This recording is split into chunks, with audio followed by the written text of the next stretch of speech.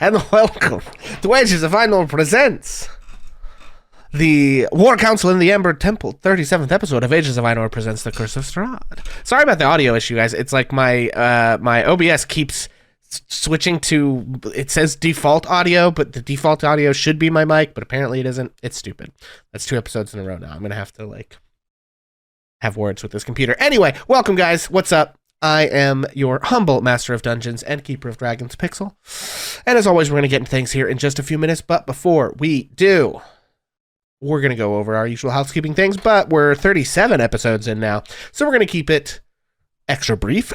First things first, on map screens, don't spoil stuff. You're going to see GM things. They're going to be like behind the walls or grayed out and stuff.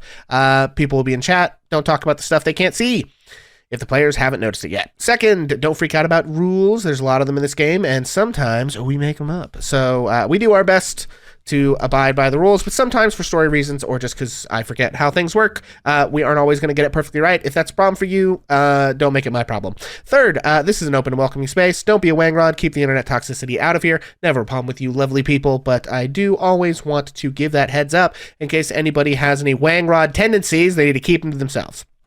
Fourth, this adventure is horror-themed and may contain elements that are unpleasant or disturbing. We're not aiming for excessive graphic content, but in the context of live stream, we generally won't be able to give content warnings. So because much of what we do is improvise, so if that's a concern for you, we do try to put those warnings in the YouTube description and on the podcast. And speaking of podcasts, as a reminder, we do release the show after the fact on YouTube and as a podcast after each episode during the following week. So if you have to miss part of tonight, if you just can't make it the whole way, you can catch up for the next week that you want to watch live. And as always, last thing before we get started, if we could go around and cast, please introduce yourselves, your characters, and whether or not you have the Chatto inspiration before we begin, starting with the Vincent page.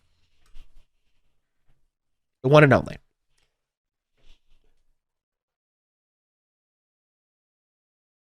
Oh, wait, nope, you're not making any noise. Hang on. It's that default thing again. Okay. These bastards. All right, try again. Check, 1, 2. There it is. Okay. Am I coming through now? Yep. You'll have to see it. Y'all, I'm Vincent Page, and I am playing your favorite changeling rogue, Ash Fireforge, who, before Bonus Mom yells at me, just kidding, I do have chat inspiration. We're looking good. Very good. Excellent. Omega. Man, it's my turn already. Hello. Not prepared. My name is Omega. I'm playing Pita Wallhorn, and I do have chat inspiration. Huzzah, excellent. Ozzy. Mozzie, I'm playing Cass Amble Crown, and I have chat inspiration. Great. Bonus Mom. Hi, I'm Bonus Mom, and I am playing Wanderess, the Furbolg Nature Domain Cleric. I also have chat inspiration. Excellent. And I am Pixel. I will be your dungeon master this evening, which means I'll be all your NPCs and the environment and a whole lot of other stuff. You can find me here on twitch.tv/Ages of Einor, which you've already done. Congratulations. You're all legends for having done so. Also, you can find me on twitch.tv/HammerandPixel, where I play lots of games. We've been playing some Baldur's Gate. We've been playing some Stardew Valley Expanded. It's been a good time. Go check that out if you want. So, I suppose, that all having been said, and without further ado, when last we left our heroes. Once again, I forgot to do my DM homework writing up the recap, so we're going to try to improvise this. Here we go, folks. When last we left our heroes, they were walking into the Mad Mage's magnificent mansion, wherein it was revealed that the Mad Mage is the extremely famous wizard Morden Kanan, who had come to Barovia to oust Strahd and then befallen some ill times due to some magical madness that had happened upon him after he lost his duel to Strahd, strangely because Strahd was a bit more durable than he expected. He thanked our heroes for helping him get his sanity back, and there was some discussion of what was to be done. I believe the plan was hatched to have a war council with the Markovs at the Amber Temple so that they could sort of try to rally their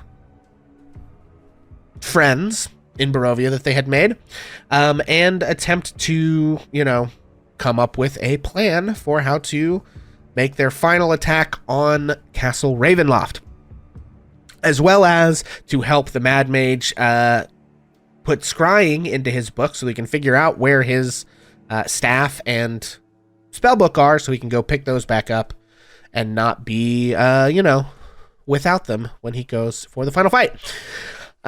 So they woke up, they messaged Erwin Martikov, told him to meet them at the Amber Temple, and then their dear friend Mordenkainen teleported them directly to the place. They almost ended up in a random location due to a bad dice roll, but I allowed them to spend inspiration on the D100 roll, even though I probably shouldn't have, and they ended up exactly where they wanted to go. They then spent some time investigating the... I skipped some stuff. The night before, after they got done talking to the Mad Mage, Mr. Mordenkainen, we had some conversations, I believe. PETA spoke with him. They discussed quite a bit, including Mordenkainen's history and his apprentice and several other things. It was quite touching. If you forgot what all happened there, please go watch it, because I can't remember it all, but I do remember it was cool. Then we had a lovely conversation between Ash and Cass discussing what was to be done about Thorin and Menoth the Darkstar, and how that might play out, in which Cass expressed that she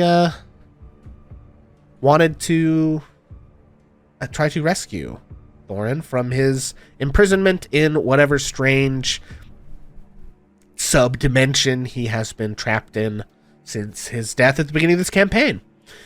And I feel like Wanderous also did some stuff, and I don't remember what it was. Wasn't there a roleplay scene with Wanderous? Does anyone remember that?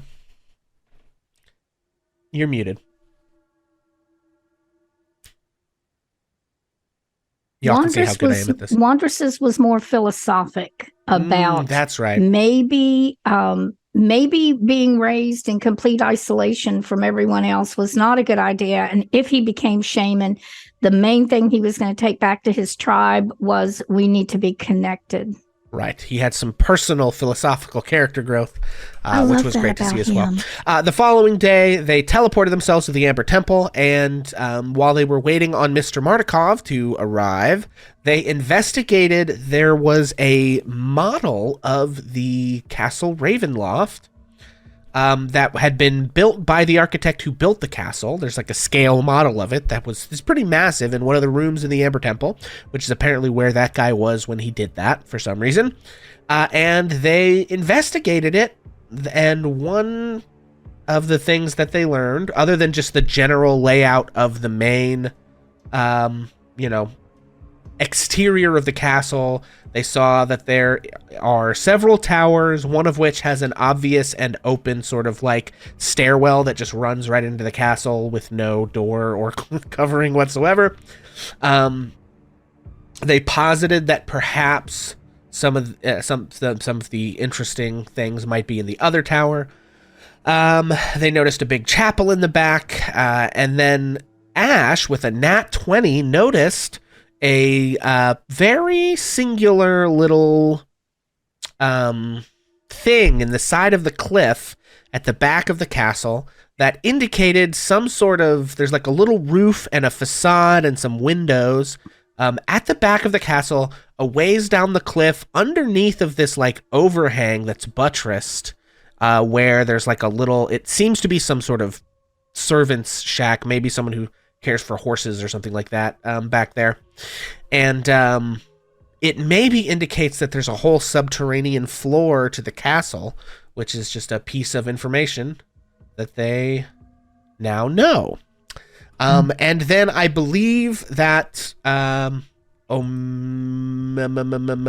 was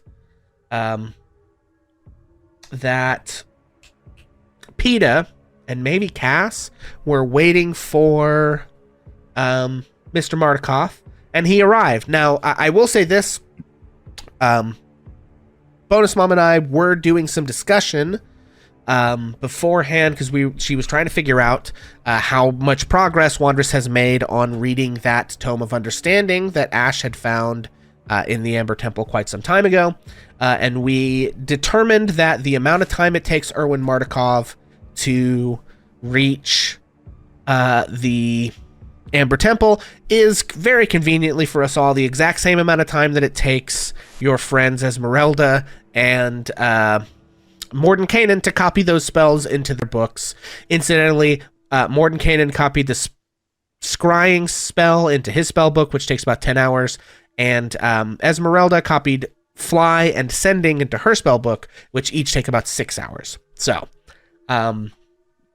because of, I don't know, weather or something, and maybe he had to do his actual job in his place where he lives, they're getting up to shenanigans. That's how long it took Erwin Martikov to reach the Amber Temple, and you guys, okay, we can only barely see the edge of Vincent, but that's all right.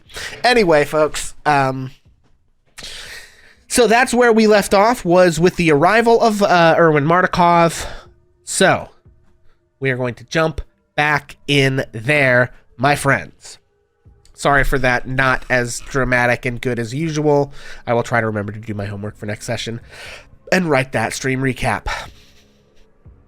But that's where we begin. So Erwin Martikov lands and transforms back into a man, and sees you, Peta, and knows that he is in the right place, and sees the facade of this rather horrifying looking temple, and says, this place sucks. It's very cold, it's very windy, and it looks bad here, but I guess I'm in the right place. Yeah, unfortunately, this is the one of the only few safe places that we've found from Strahd. So let's go in. I'll let you. So Strahd does not know of this place. Not that I'm aware of, but if Strahd is aware of this place, Strahd is very afraid.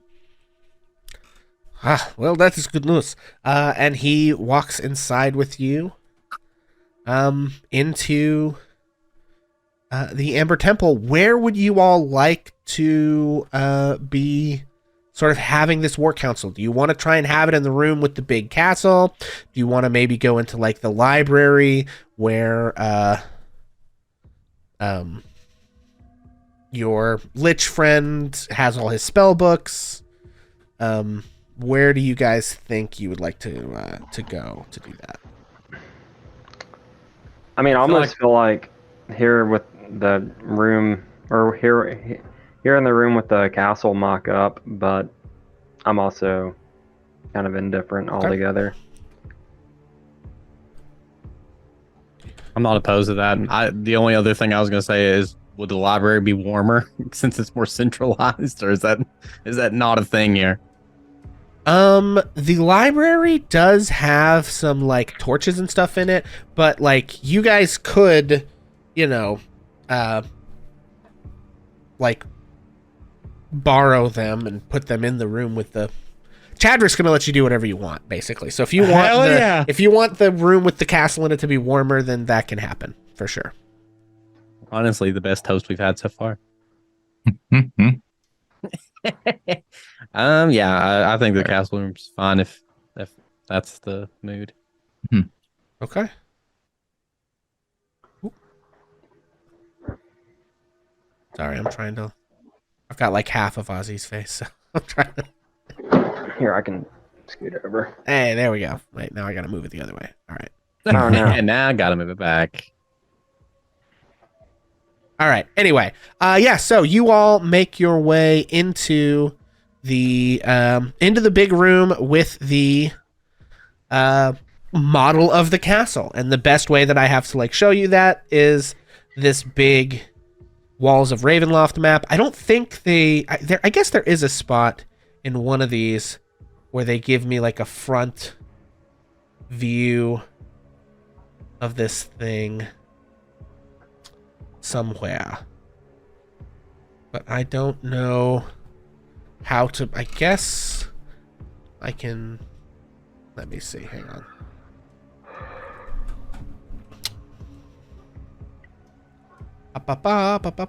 Stand by, everyone. I have a thing I must do. Okay, where's the maps, you bastards? There we go. Come on, come on. Give me the... Okay.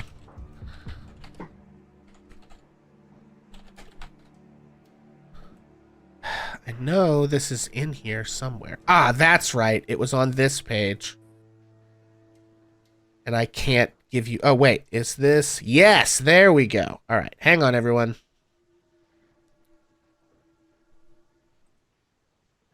That's... Oh, that... I can't. Come on. Just give me the damn image. I'm working. You're doing a great job. Okay. Okay. There we go. Now... All right. I don't really... You know what I can do? Hang on. Edit. This. We'll just make it like 10 wider. Put this over here. There we go. Okay, it needs to be even wider than that. All right, fine. Be that way. Be that way. Pardon me. The most professional dungeon master of all time. Okay, there we go. So this is the front of the castle. Okay. So you see that there are these sort of parapets on the either side of the main walls, here and here. There's a big door here. There's like a little door off to the side. And then there are 2 towers. There's actually 3 towers. So there's a tower here. There's like a little bridge right here. And then if you're looking, this thing with the stairs on it over here is this right tower. And then there's like a secondary part of that tower that goes up above. And then this other tower, it's kind of hard to see from the angle. Like this bit of roof is this tower, if that makes sense. And then the big, you know, minuet thing or minaret or whatever it is that. So I know I've drawn a lot of weird stuff on here, but that's kind of what the deal is with this thing. And Adrian. So let's put this on the map screen so I can... Okay, does that make sense? Yes. Okay. Now, I believe what had been discussed prior, but we now have time to continue to discuss more. And I believe your main question for Mr. Martikov is what's the situation in Vallaki? But the prior discussion was that you guys wanted to, build up your forces and try and have folks create a distraction by, basically attacking the gates of the castle, which Strahd would almost certainly bear some, undead or other creatures that he has at his disposal to deal with. Meanwhile, you guys and some of the strike team type people, maybe the Mad Mage, maybe Esmeralda, would fly in and try to breach the castle from the top. So This feels so official right now. Yeah, no. We're flying in, screeching. I like these words. Yeah.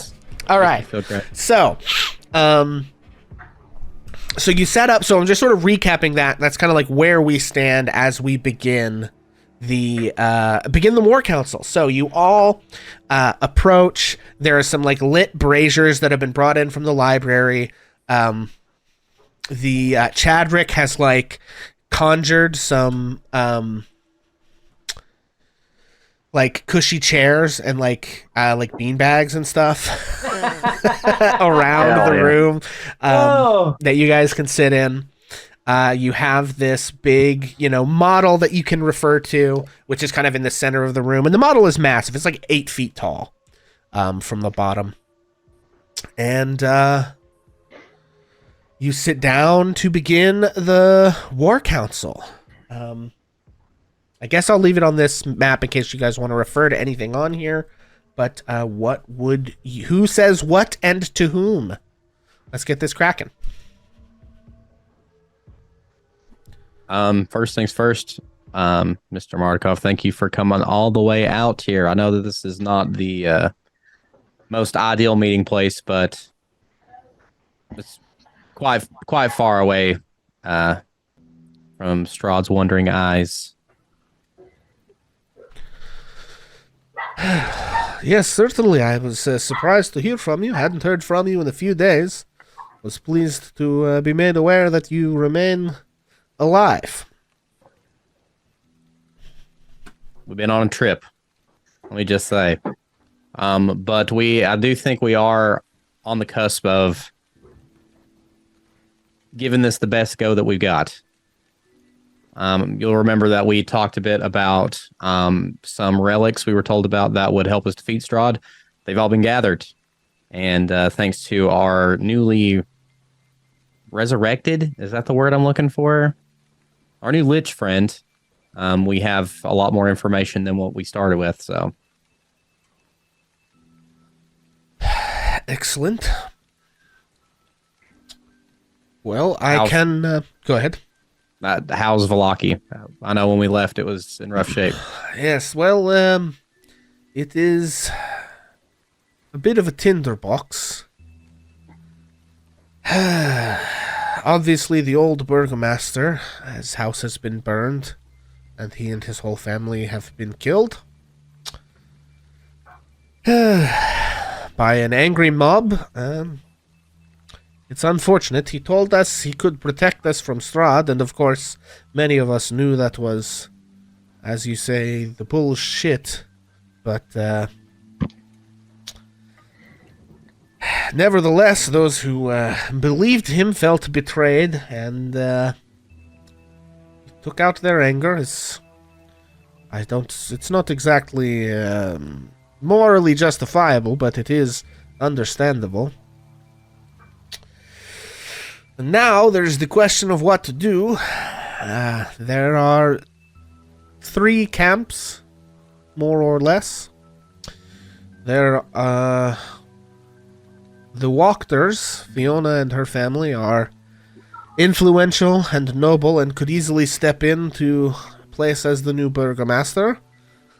It is rumored that she has ties to Strahd, but there are some who think perhaps like Barovia, if we submit ourselves, debase ourselves a little more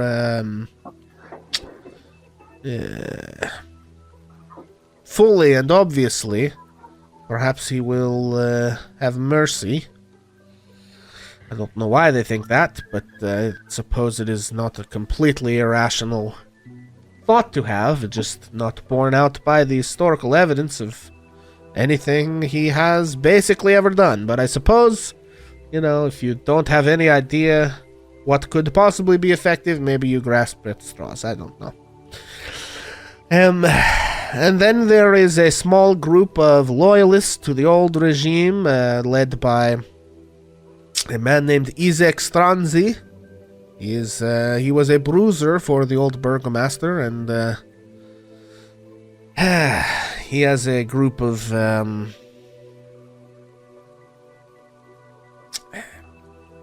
fighting men who are willing to follow his orders. And so, he is making a play. There's not popular with the people, but has some force of arms on his side, which cannot be overlooked. And then there is a group of people who are rallying to the church. Sort of...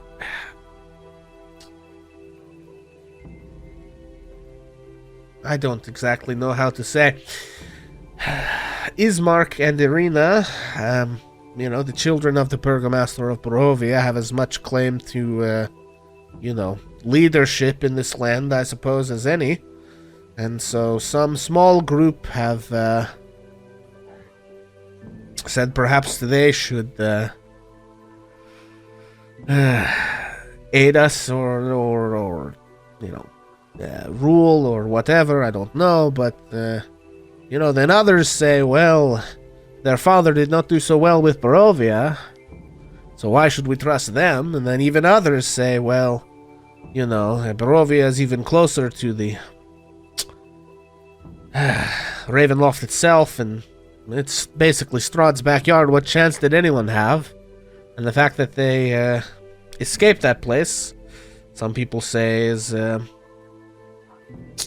goes in their favor. So there are lots of arguments back and forth about who should rule and why. My family and I suppose, are inclined to throw our weight behind Ismark and Irina, so are many of the people, but many other people are scared. Scared of Izek Stranzi, scared of Strahd. It's a big mess. What's Ismark saying? Well, how does he feel about being even in the running? I don't think it is a thing he chooses. I don't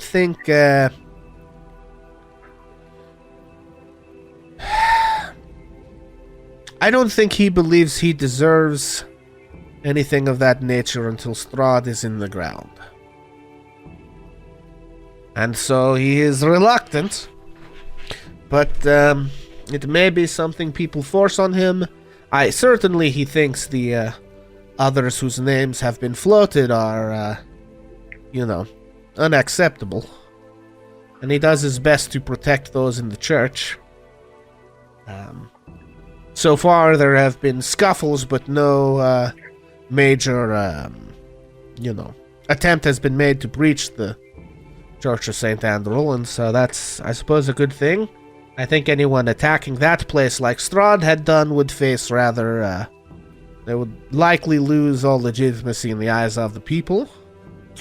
So they are somewhat protected there. When you say your family leans toward Ismark and Irina, does that mean all of the Ravens, or is that just your family and the tavern? No, when I speak of my family, I mean the Keepers of the Feather.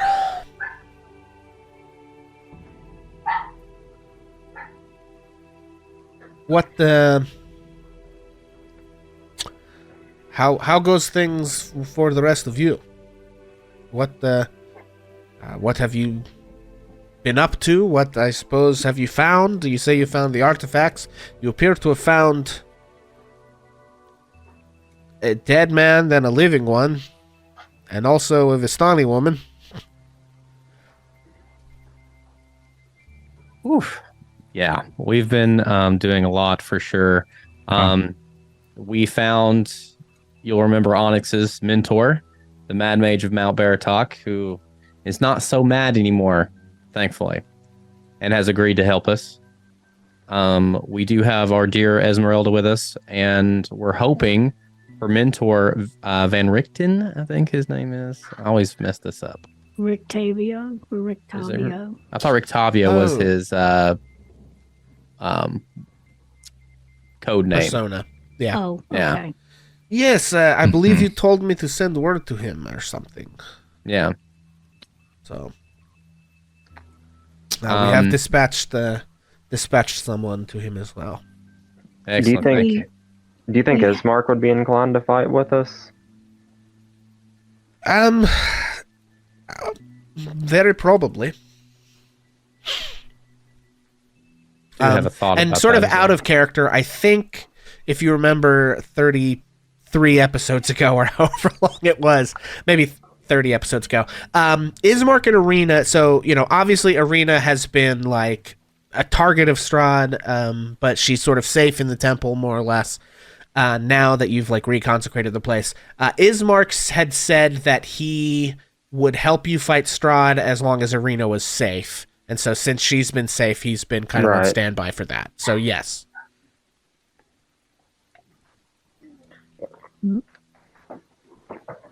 Had we talked to him after having lost Onyx to Strahd, or is that a piece of information we would share with him? I believe you have, yes, because you met Peeta at his bar. We went back to the tavern after that. Sir, what is the relationship between the other two groups, the Wachter family and Izek? is it possible? Is there any possibility that in the course of us trying to get together as many forces that we could set one of them against the other and get them so involved in each other they wouldn't be paying attention to what we were doing? Are they in open conflict with each other? Yes, I mean,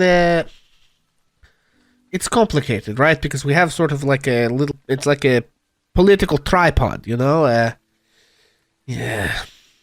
If one group moves against another group openly, then, you know, the third group is likely to only interfere when they...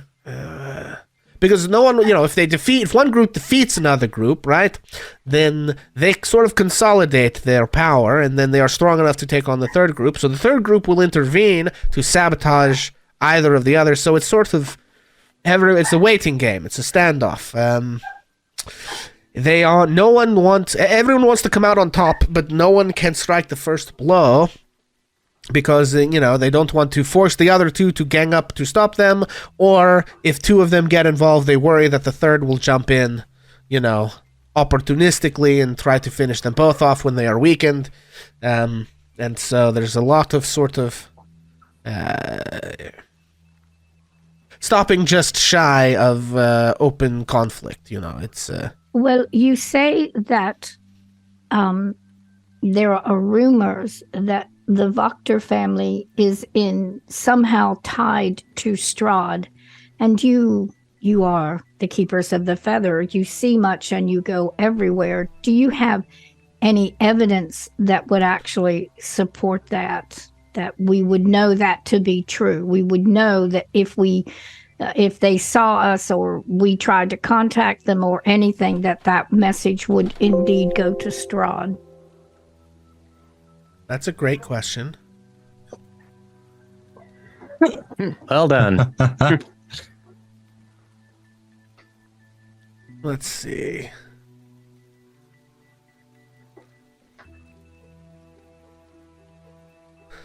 Well, the family has old ties to Strahd. This we know. The old burgomaster didn't confront her or her children, Nikolai and Karl, who are troublemakers. They get drunk in my bar every night. Because he worries that if someone moves against her, then they are moving against Strahd. So, do I have direct evidence? No. But it is sort of, I don't know, open secret.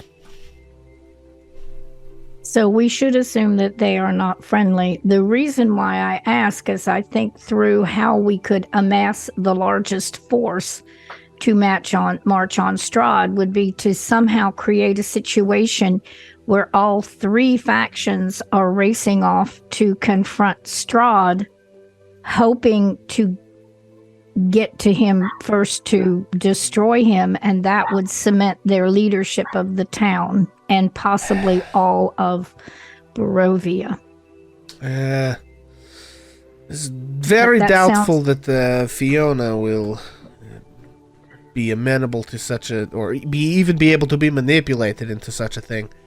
What do you know of Isaac? Because we know nothing of him. Could he be bribed, tempted with power or possible rule of something to join with us?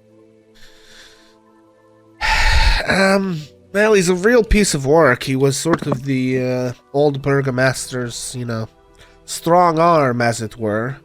He is violent, cruel, not particularly bright, obsessed with dolls, and he has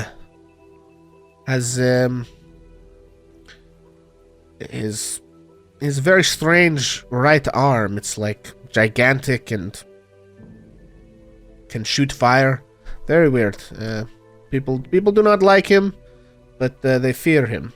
In terms of him taking on Strahd, also unlikely. I think, you know, he might see that he could, you know, emerge as a victorious leader if Strahd were to fall, but I I think he probably doesn't believe he can kill him, and also is more likely to plot to simply have his henchmen take, if one of the three groups were to leave the town, then to fight Strahd, then they certainly would come back to find themselves facing, I guess, whatever is left of the other two groups. So if we were to leave and take the church group with us, that we wouldn't even maybe have to do anything else, that would immediately lead those two factions to try and destroy each other, which would weaken both of them upon our return, as you say.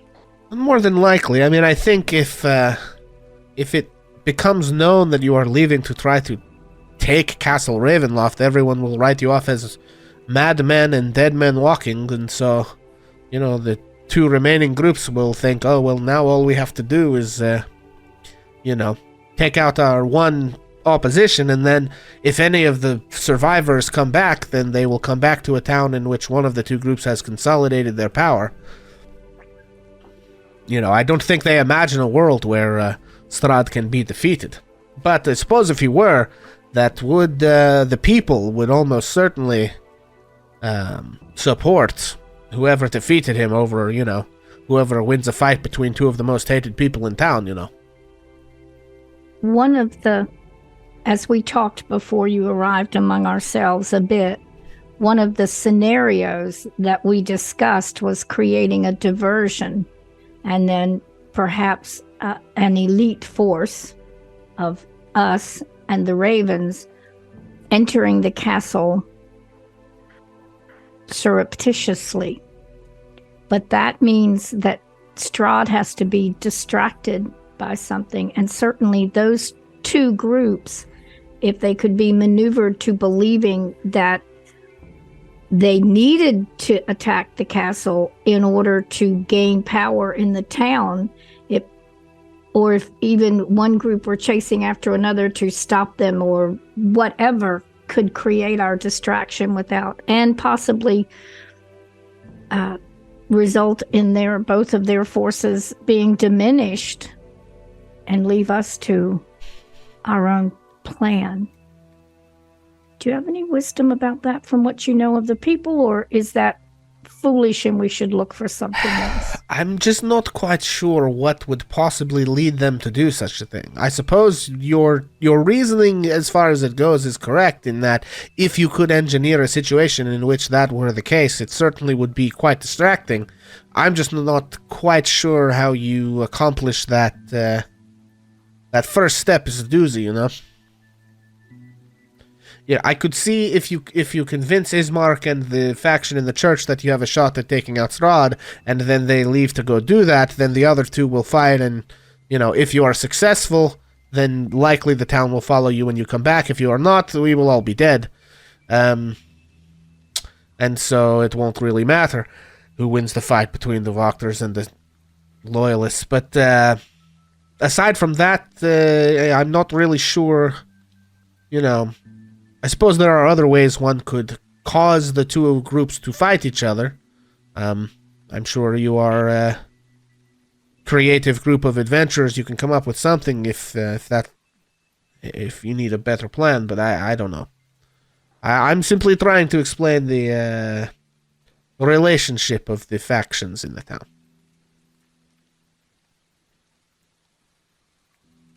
And you are extremely helpful. Thank you for answering my questions. I will say that we do come to the table with more advantages than what we once had.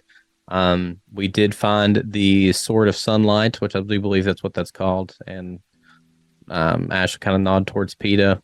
And then we also do have this holy symbol, which given the name, you may or may not know something about it. What is it? The holy symbol of? Ravenkind, I think it is. Of Ravenkind.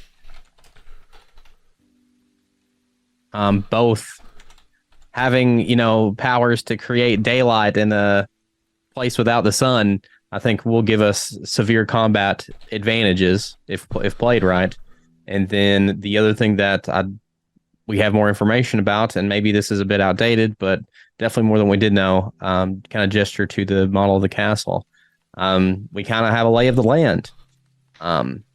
We know more about vampires in general, and we know that no matter how this plays out, the most likely scenario will be we have to defeat Strahd in the field and then fight him again in the castle. Because for him to truly die, he has to be knocked back to his place of rest, and we have to kill him there. And that is our only option. So this isn't going to be easy, but I do think that we come to the table with a bit more than what we once had, and with what I would consider our best shot.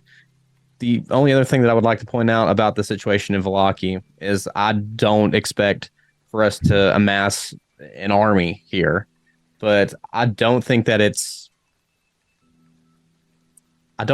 not unwise to try to muster up everybody who will listen. And, I think it's obvious that our hat is also behind Ismark 100% of the way due to personal relationships. But I don't know that it would be a bad thing no matter who could convince the most people that this is the shot. I think that if anybody could do that, then it's worth a shot. You know what I mean? Hopefully I expressed that correctly. I understand. I don't think it's not worth a shot to try to convince as many people. Even though I guess the one down, if we're looking at a downside here, is if the Faulkner family does indeed have ties to Strahd, and he has spies everywhere, right? If we go around start trying to rally the troops, then we risk any amount of surprise. Yeah. Right. Yeah, we risk any amount of what we may have as a surprise. It makes me wonder if rather than planning to defeat Strahd and come back to the town to defeat both of those, if what it would do to the town if we took them out before they went. It is certainly an option. If we attacked those two groups and defeated them, would that bring the entire town behind us, understanding that Strahd would get wind of that? But then that would pull him out of the castle. If we were destroying the Wachter family and the other Izak or whatever, would that be the thing that lures Strahd out I don't claim to have any sort of experience with political influence or whatever, but maybe it's worth talking with Ismark. Yeah, at the very least, which is the plan anyway. But maybe it would be worth if he has a plan to resolve it at all, and it's something that we feel like we can help with. It might be worth doing that before we march, because the more bodies we have at our back, I think that the more likely our chance of success goes up exponentially. Well, he doesn't have a plan to my knowledge. I will say this. I think in terms of convincing the populace one thing or another thing, truly I don't see any particular group of people being any more persuasive than the four of you. I mean, Peter is new to this, but the rest of you faced Strahd and Liv reportedly several times now. You have traipsed all over Strahd's backyard, flipping him off the entire time, and you've not been killed yet. You have amassed interesting and powerful allies. You helped defend the church. It was still a massacre, but it could have been worse if it weren't for you. I think if you want someone to go convince the people of Vallaki of, to do this or that, I think the people to do the convincing is you. The question is, what do you think we should do? Certainly taking out Stranzi or Wachter is possibility. And if it is you, I honestly, I don't think either of them stand much of a chance. It is possible that Strahd would move to protect Wachter if he sees her as a pawn he can use to control Vallaki, but he also might not bother. It's hard to say. I don't for a second believe that he truly cares about her or her family. And if, she were to die and then you fail to kill him, I'm confident he would find someone else to be his stooge or, spies or whatever, so... I mean, and that's just the kind of grim irony of the situation is if we fail, then none of that even matters. Yeah. Right. But it certainly frees up the population. I mean, you may be able to motivate some people to believe you have a shot, certainly. I mean, you have magical artifacts, powerful allies, you have been able to move freely along, in and around Barovia for some time now. I think, aside from Strahd and my birds, I don't know of any people who have seen more of this land than you. Most of the rest of us, I mean, not my birds and I, but most everyone else huddles in their village behind the walls, terrified. So I think, you should not underestimate the degree to which you're moving freely from place to place and surviving convince people in your favor. So that's fair. Some of the experiences that we've had have proved that if you remove the head, it leaves the body temporarily in disarray to a degree. If you're talking about people or monsters or even wolves being led by the head wolf, how would the Wachter drunken sons react if their mother were killed, if we just took her out? Would that they would be in disarray for a while? Is she the main power? Does she call the shots? Do you know that? And the same is also true of this man of whom everyone is afraid of, Isaac. If Isaac was removed, would that be enough to throw them into disarray? Or would we have to remove every member of both of those crowds of people in order to not have to be afraid that they would be at our backs and just give us trouble? I'm sorry, say that again. Well, what I'm getting at out of character is, do we have to take out both whole entire groups, or can we, take out the leadership and they're going to be looking around trying to decide what to do next? Yes, in that sense, I think, right. It's been like this the whole time. Rip. I think that Isaac is certainly more crucial to his group than Fiona is to hers. I mean, she is, pardon my language, a real hard bitch. Iron Fist mostly is a terror. Her sons, she does not... she does not think highly of them. But, so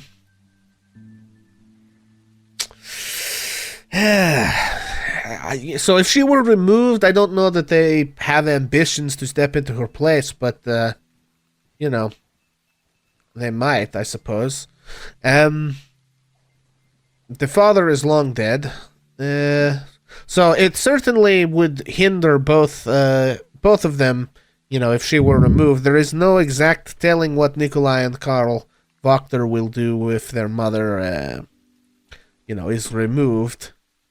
They don't particularly like her, but they also may take it personal if something were to happen to her, So I'm not sure the degree to which they may all have to be neutralized. And just not to again take the floor here, but the way I see it, we have a couple of different ways we can handle this Vallaki situation. Is we can either just roll up into town and start crying in the streets that we got a plan, right? which I'm not saying that that's the wrong answer. I say that we can go and have conversations with each faction, maybe aside from Ismark, who we already got a pretty good foothold in. I mean, I think that it's unfair for us to go in. I think if we go in and just with the intention of murdering, and I use the word murder loosely here, the heads of these factions. We did learn that word in this, that's for sure. I mean, I think we give them the option to fight with us. I think that we try to get if we go and talk with them. What I'm getting at is going in and just murdering them makes us no better than Strahd. Did you guys say like murder? Oh boy, now you got him started. No. Totally didn't. Oh, okay. All right. No worries then. I must have just misheard it. But it's so good to see you, Chadrick. I was just floating by.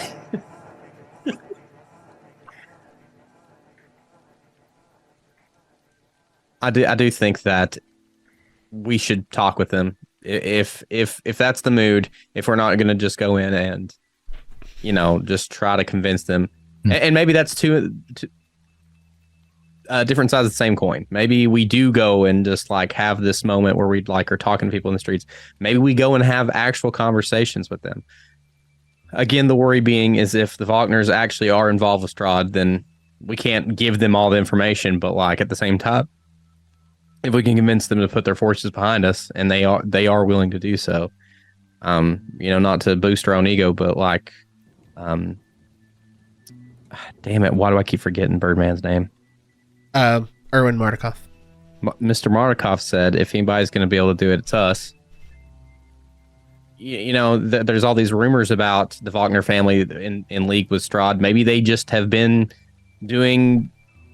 Maybe they've not done something explicitly in his favor, but like maybe they claim to be in his favor just to get by. Unless we have solid evidence, I don't think it's fair to just go in and be like, we're going to murder this lady and risk the wrath of her followers. We're going to go in and we're going to murder this fireball dude, and just I think that it doesn't make us any better than Strahd is kind of what I'm getting at. I thought I had one more point about this. Worst case scenario, what we have, and we try to do it anyway. I guess it's kind of the mood. Is like worst case scenario, we got the church group of folks. We have the Keepers of the Feather. We have Van Richten.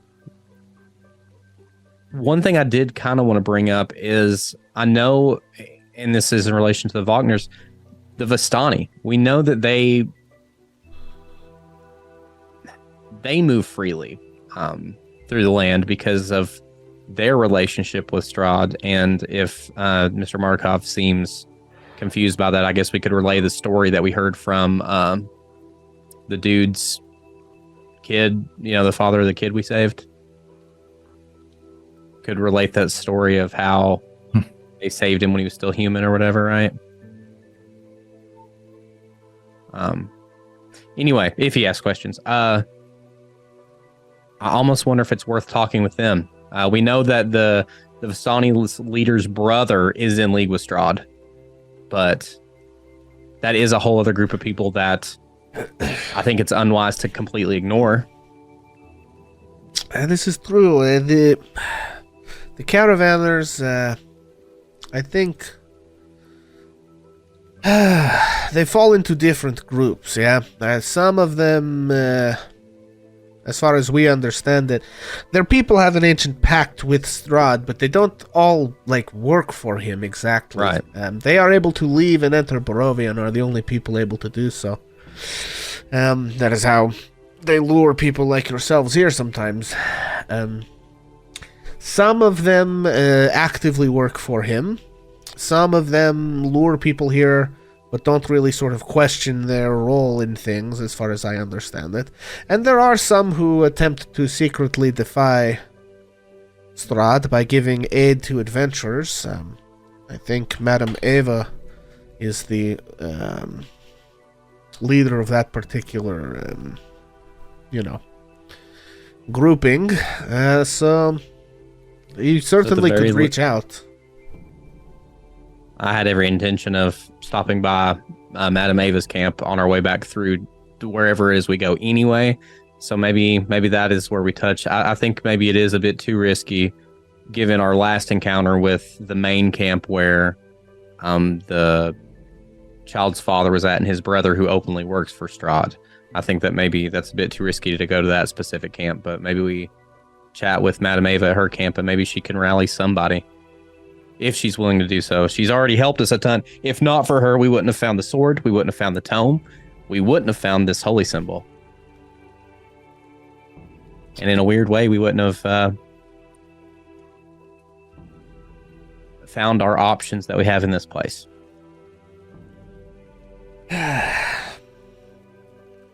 think at the end of the day, there's no perfect way to do this, right? The trade-offs are well known, and we will simply have to pick our poisons. The faster we move, the less likely we are to have a larger force prepared, but the less notice he will have. The more we prepare, the more we reach out, the more likely we are to be found out, but the larger force we can bring to bear. So I think it's just decisions, yeah? And gathering all the information that we can. And we have gathered much from you now. We know so much more about what's happening in Vallaki as far as Madame Ava is concerned. If we contact her, she could have a way to contact that camp with the father and the son without... Like, if we go marching into that camp, we stick out like a sore thumb. She might have someone that could go that would be invisible if there's trading back and forth between the camp all the time. If we go into the town, knowing what our options are and knowing what the possibilities are, then yes, talk. Yes, do what we do, understanding that when we open our mouths and say we're going to do this, if that word goes to Strahd from that point on is an opportunity that Strahd will show up, and we could defeat him there and accomplish the first part of the plan. So I guess it's to be prepared at any moment that the plan could begin. And like you said, we'll just have to go with what we have gotten together at that point. So that seems to me, Wanderous, like Madame Ava and the church are contacts with those before we walk into the city square and announce that we have a plan. Those are good things to possibly accomplish in secret. I also wonder, and I'm willing to use a sending spell for this, if we could try to contact Granny Patsy, because she actually seems to be able to travel where she wants, when she wants. She might be able to have a contact back to the first town where we were, Barovia, to let those people know Ismark and Irina are still alive and they are fighting for this country. Will you join them? And she might be able to muster something from there. So those three contacts, Granny Patsy for Barovia, Irina and Ismark in Vallaki, and Madame Ava for the Vistani.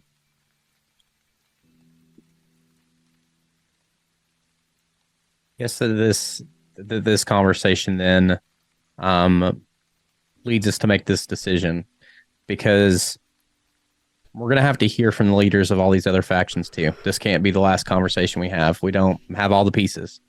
But maybe we send word to the folks that we pick, have them meet us in Vallaki, and we do this again. Because I don't see... There's no way for us to plan all this without having all the heads together. Yeah, I agree with that. So maybe we make a list. We send word. I know that Mr. Markov's already taken care to send word to Van Richten. I do think that maybe getting a hold of, let's see, Granny Patsy, Madam Ava. We will be heading to Velaki to chat with Ismark and Arena. There was somebody else that I thought would be a really good idea, and I can't remember what it is right now, son of a boop. Is it the guy with the wedding dress? No, but we probably should tell Mr. Martikov about that, speaking of that. There was somebody else that was really important. Son of a... Dang it. Oh, yeah. Perfect. The vineyard people? Oh, no, that is Mr. Martikov. Yeah. Mhm. So, Although he doesn't have a good relationship, would it be beneficial, Mr. Martikov, for you to contact your family? Would they listen to you? As far as that goes, the keepers of the Feller, I think, are the only one we could rely on. The others, don't really want to get involved, so anyone who is involved enough to be involved already is. okay, so Ismark Arena, Madam Ava. Yeah, the Bogdanoviches, I guess. We'll put Granny Patsy on there, try to convince you to see what, I'm not going to beg Granny Patsy to fight, but maybe she'll have some more information at the very least. Shoot, I had it again. Oh, Van Richten. Got to put Van Richten on there. Is there anybody else that we've met? I mean, you have the Mad Mage or Morton Kanan, Yeah. Yeah, but With he's you. with us right now. Yeah. and you have Esmeralda with you, and Chadrick is with you. Yeah, but he's already been like, yo, no. I'm not doing No, I nothing know. but I'm sit back just and- kind of yeah, like taking Yeah. an inventory of all the NPCs in question. Right. When we get started, do you think it'd be worth trying to reach out to Onyx again to let him know we're coming? Or do you think that'd be too risky? That does bring up another thing that I wish we had more information about. We attempted to send messages to Onyx twice over these last few days, and I get nothing. It saddens me more than I can say, but there is a terror inside of me also that I must share. Okay.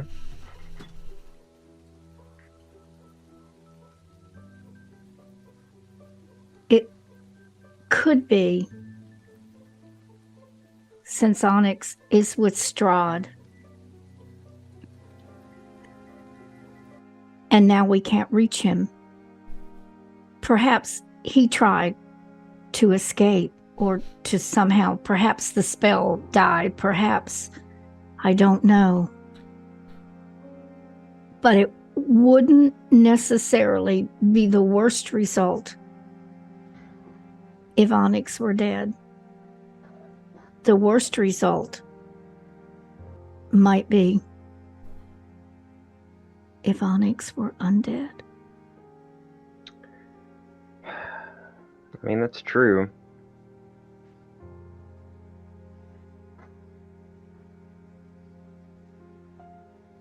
It doesn't bear thinking of, but perhaps we must. Well,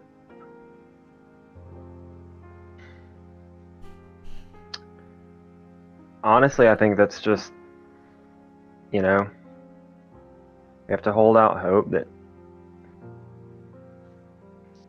he's alive and waiting for us when we get there. And if he's not, it still doesn't take away from what we have to do. I certainly would send him a message, but I might not say we're on our way. Yeah. And I guess this is a question, since this is the first time the Ash is kind of being part of the conversation. Is there any sort of some sort of knowledge check I can make. Do I know anything about when a person is turned into a vampire spawn, how much of themselves they keep? Do I know anything about, do they completely lose themselves? Are they completely taken over by the creator, or like, how does that work? Yeah, go ahead and roll me an Arcana or Religion check. I don't think I have either one of those.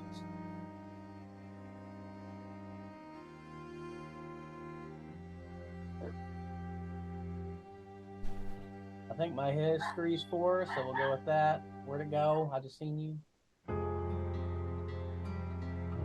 Is that a 1? Oh my god, my vision, bro. Damn, bro. I'm just gonna roll one. They look like they're the same number. It's either a 3 or a 1. If you're not proficient in tell. either one, then they're the same. You want me to look at it for you with my eyes that can see? Oh, 17 for history. Yeah, they are both 3s. 17 for history. Yay. Okay. Oh no. Well, I guess it would be Arcana or Religion, but it should be the same since I don't think you're proficient in any of those. Sorry, my bad. No, it's fine. I don't think you're proficient in any of them, so I think they're all the same. Basically, Okay, my so bad. they're basically interchangeable. I looked right at religion too, and I don't know why my brain went history. Nope, they're all the That's same. funny. Okay, so that's a 17. So I think on a 17, what you know is that a vampire, when someone is initially made a vampire, they are vampire spawn, which you have fought several of now at this point. They are significantly less powerful than a full-fledged vampire, and they are typically sort of bound by their, the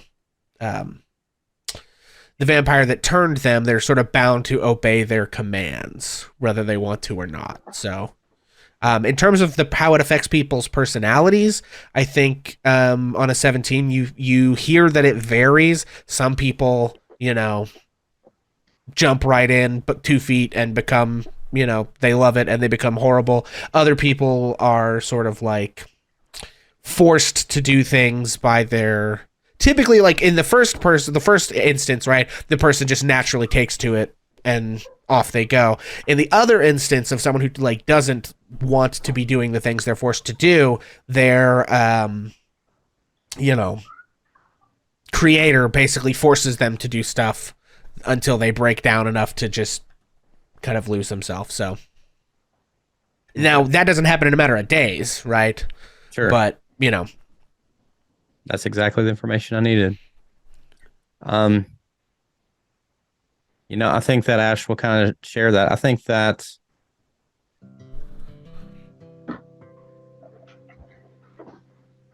even if the worst has happened and Onyx is a spawn, if Strahd has turned him, I think that based off of what we know of Onyx, I think he's still in there. So we have to hold out hope that even if he isn't exactly the same as he was in the physical sense, hopefully Onyx is still Onyx here. And Ash kind of points their chest for our podcast listeners. Suck my butt, Disney. How was that for wholesome? Anyway, I think that if you feel like you should reach out to him again, I don't claim to know how magic works, but I can tell you that we have to hold out hope that Onyx is still Onyx. Maybe we'll see him again. Maybe he'll be different, but it'll be the same.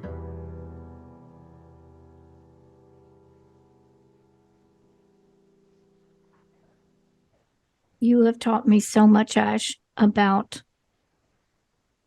who we are and how we connect. I have to believe you.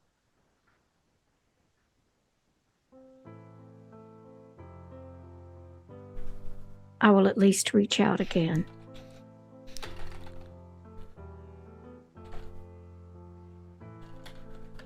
That does lead me to the last thing I think that we can accomplish with this particular meeting. We've studied this model of the castle. And it's definitely gave us a better lay of the land than what we had. And I feel like there's several different things to point out before we have our final discussion about this. But I think the way that we see it, there's multiple ways that we can approach getting in. I do think that our main plan is to have some sort of force mustered to take on the brunt of Strahd's forces, be the undead, the spawn, the cannon fodder, so to speak. And Ash will kind of walk over to the model.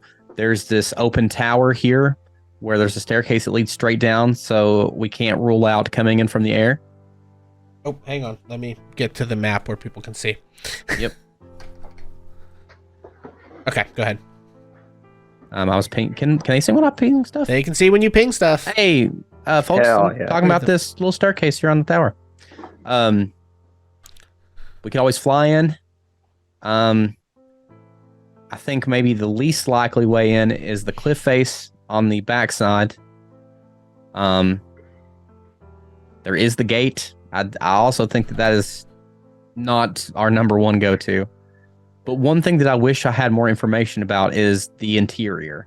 And particularly what I would love to know, and Ash is going to point out again the little like structure on the outside, like beneath on the side of the cliff. It's safe to say that there is a basement structure like in the mountain below the castle. That is, I think that we would have been silly to not assume that already was a thing. But almost what I was wondering while we were waiting for you to arrive is I wonder if there's another entrance. So if there's a system, if there's like some sort of maze basement situation going on there, I almost wonder. Let's consider what we know about Strahd. We know that he's a monster. We know that he's a terrible person. But I would also ask us to consider being made a vampire the way that he was. Strangely enough, our friend, Mr. Chadrick, is the one who kind of helped him with that. But we know that he's afraid to die. I think that's a safe assumption to make. If Strahd was so afraid of death, then I don't think that it's completely unreasonable that he would want an escape route if things were going sideways. It's true. Now, this is a guess. I don't know. I literally have no idea. But I almost wonder if there's a way to gain that information. If there was any way we could... a cave system that leads into the basement or any sort of escape route that he would have planned to use.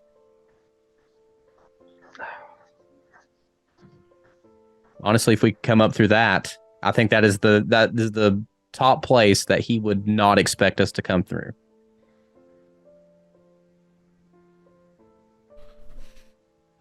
Again, all this is just guesswork because, I mean, we don't know what that structure is, but I think the safest assumption is some sort of basement. And I just almost wonder if there is some sort of backdoor entrance. Help us gain access to that.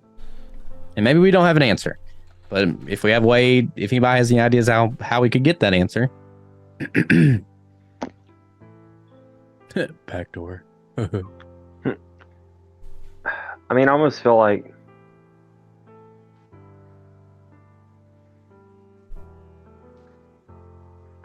I mean, I don't know if there's anyone alive that would know. Okay. That gave me an idea. The architect? Do we know where he's buried? You get the Mad Mage to cast Speak with Dead? Hear me out. How better to get information on this structure than to ask the guy who designed it? Fair, yeah. That's. I mean, yeah. That could give us literally every bit of the information that we need for this to be successful. My guess is probably buried in the cemetery in Barovia. I mean, should we ask Chadrick? Yeah. I mean, he seems like he might be the authority on like on Folk and Barovia. You know what I mean? I mean, considering he's been here. That's a great question. mean- Stand by, everyone. Yeah, no, I did just drop that on you. I'm very sorry. It's okay. Hey, brain power.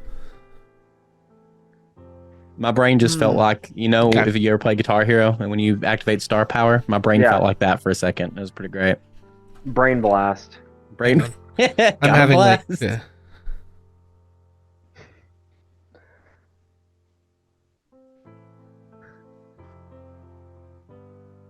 The plot thickens. The thought plickens.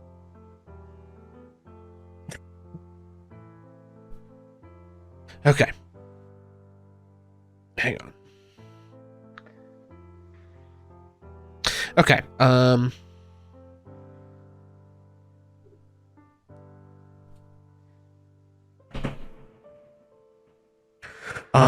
Okay, so, like, what's up? You have a question for me? Do you happen to know if the architect who designed Castle Ravenloft is buried here in Barovia? Yo, what's really funny is I do know the architect. He was this like real fucking nerd named Artemis, and yeah, he like magically sculpted this scale model of the castle and made the blueprints and stuff.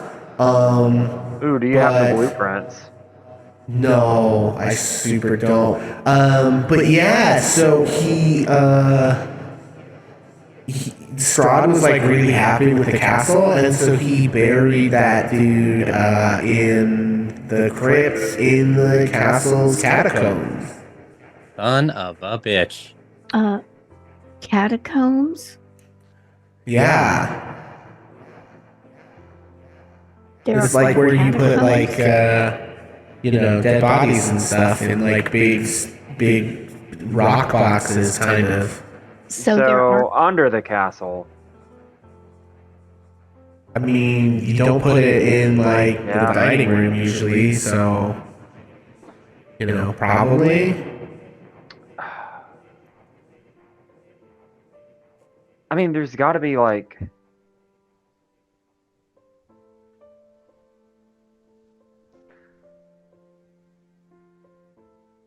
I almost wonder if, yeah, there's got to be a way in.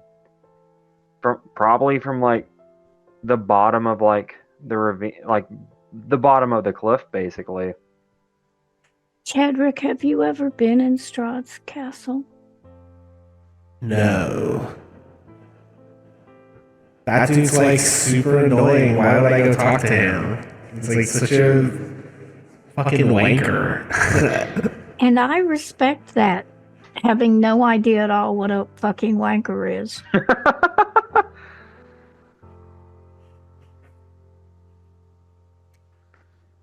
So yeah, I've like never really bothered to go. I mean, I've seen bits and pieces of it when I scry every so often because adventurers come and fight him and then they die, and that's funny.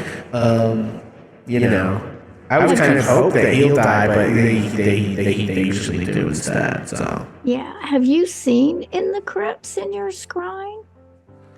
um, In the catacombs? I think maybe roll a luck check. Oh boy. Give me a Oh, D100 before you do. Tell me if you want high or low. And I'll say it's pretty unlikely. So we're gonna say you have like a 25% chance here. Are you saying Wander should do this? You asked the question. Oh That shit! Wanderous loves to talk to Chadrick. Okay, so I call high or low and roll a Yes. roll a So if you say D100. high, you'll need 75 or higher. If you say low, you'll need 25 or under. If there was ever a time for divine intervention. And I Come on, will one not be time. allowing. I will say in advance, I'm not allowing inspiration on this roll. This is one and done here, kids. Come on, one time. Okay, Wanderous is calling low. Okay. boy. Oh, Oops. 44, folks. Not really. I get the sense that like usually people don't make it that far. Most of the time, they like walk up to the front door and like try to fight him, and he kind of kills them outside. Or sometimes he lets them get inside and he kills them in like the dining room or like the front hall and stuff. Sometimes he like takes people up onto the tower just to like throw them off, and but then like other people have to like clean it up and stuff. So they usually don't get all the way in there like that, you know? Have you seen then in the dining room? Have you been able to scry what happens inside the castle? I mean, I've seen a bit of it, I suppose, from like time to time. So that would indicate that Strahd doesn't have it blocked from scrying. Oh, yeah, no, there's not enough lead in all the Barovia to block like the whole place, you know? And he doesn't apparently have like, you know, a magical block. No, I mean, So that let me would ask be- you this yeah, because no. I don't know about scrying and you are so wise and know about so many things. Since you knew this architect, even though he's dead and buried in a crypt somewhere, can you scry to see if you can see where he is, or does what you're scrying have to be alive? I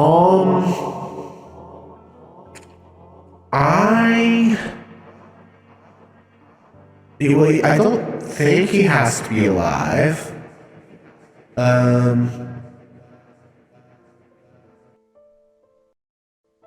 Hang on, I actually have to Google that.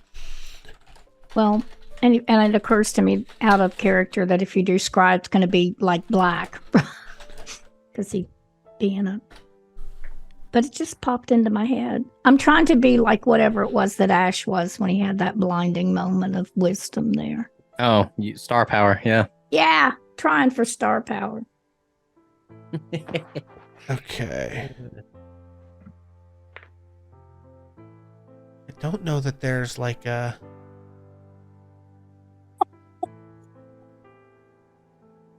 It couldn't have been the one person that was buried off in an unmarked grave. Damn him for doing such a Okay, good all job. right. The I'm honestly official offended. answer is no, you can't scry on a corpse. So. It's kind of weird. You think you'd be able to, but like actually you have to scry on something that like has a soul or whatever. So if they're dead, like technically they're not on the same plane of existence as you because their soul is like somewhere else, you know? Oh, Chadwick, you're so wise. I admire that about you.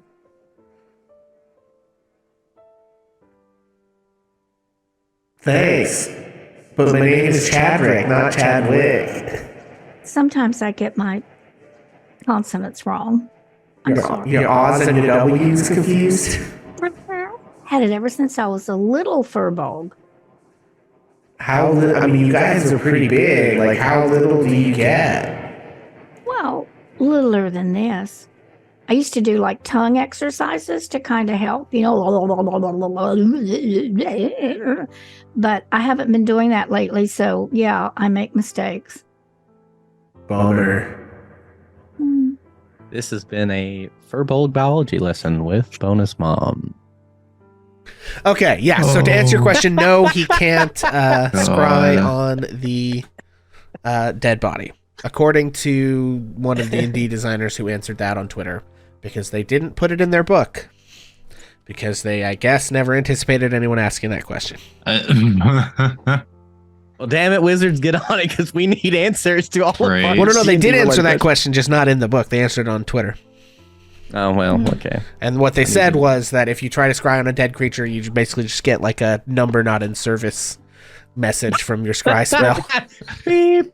I mean, The number you have dialed is no longer in service. What's it? accurate. Well, I don't know, friends. I think that maybe something else will come to light once we talk with more heads involved. But anybody else got anything to add? Anything that we've not mentioned? Yeah, so I was I guess out of character. Is Mordekainen here? I believe yes, Or because he has already written the guy. I specifically said that he wrote the thing in the book. Okay. Or he wrote the thing in his spell book already, so yes. Okay, gotcha. So I was speaking with Mordekainen on it was over dinner, and this is actually kind of going back to Onyx here. I believe that you might have something that might help us get Onyx possibly back. I don't know. I'm not the I'm not the magic user that he is. But I believe we're just missing a few components. Unfortunately, we just don't know what that is to complete the spell. So when you say get him back, is this like in? I mean, I have to assume you mean if he has been turned into a spawn, this will cure him? Yeah. Is that what you mean? It's basically when we were talking, it was basically bending reality in a way to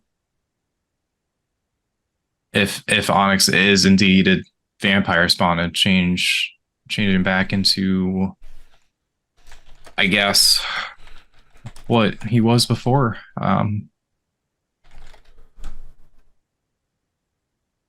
That feels like a spell that's too good to be true.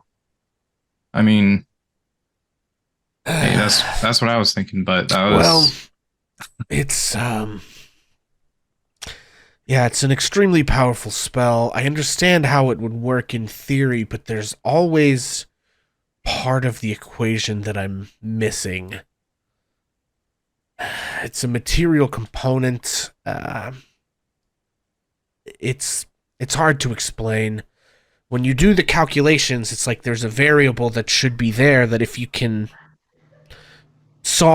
include that and know what it is exactly and have the properties of it, you could make it work. It's an incredibly powerful spell. Most wizards would only be capable of casting it maybe once or twice in their entire lives. And they have to reach the pinnacle of power to even do that. But you could bend all of reality around a single wish.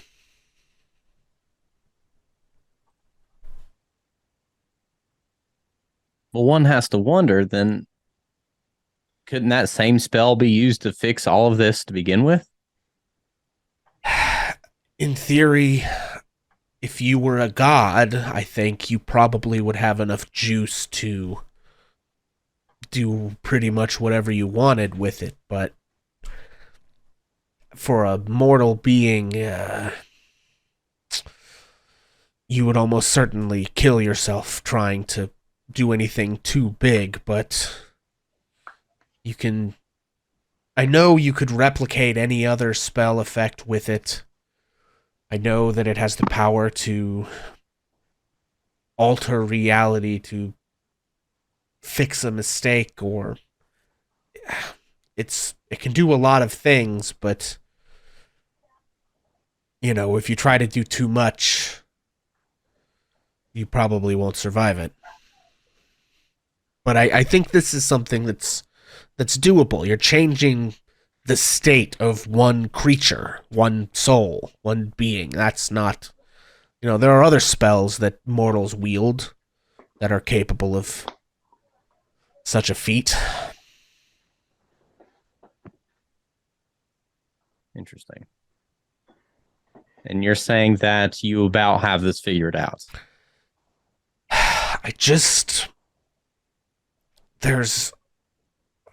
there's one piece of the puzzle that I'm missing. So if we can figure out what that is, I think it's a material component. I think it has to be, but I just don't know exactly what would fit the bill. Should we ask Chadwick about this? I mean, Chadwick's a necromancer, or I guess the lich, really, but I don't know. I feel like that might be our best shot at seeing if he may know of anything, and we have plenty of spells and spell books here, I think.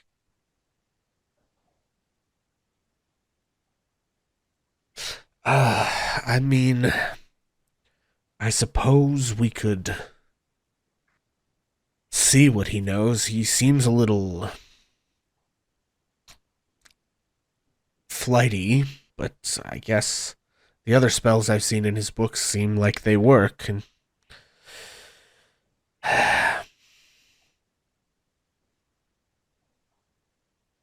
Okay.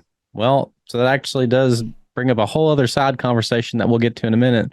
But Chadrick, if you're still flying around here somewhere, have you ever heard of a spell like this? Do you know of anything?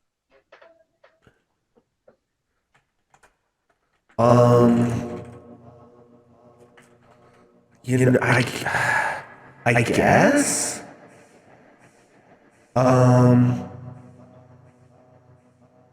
I like. I mostly do whatever I like want to do all the time, so I don't really need like an extra spell for that, right? But like,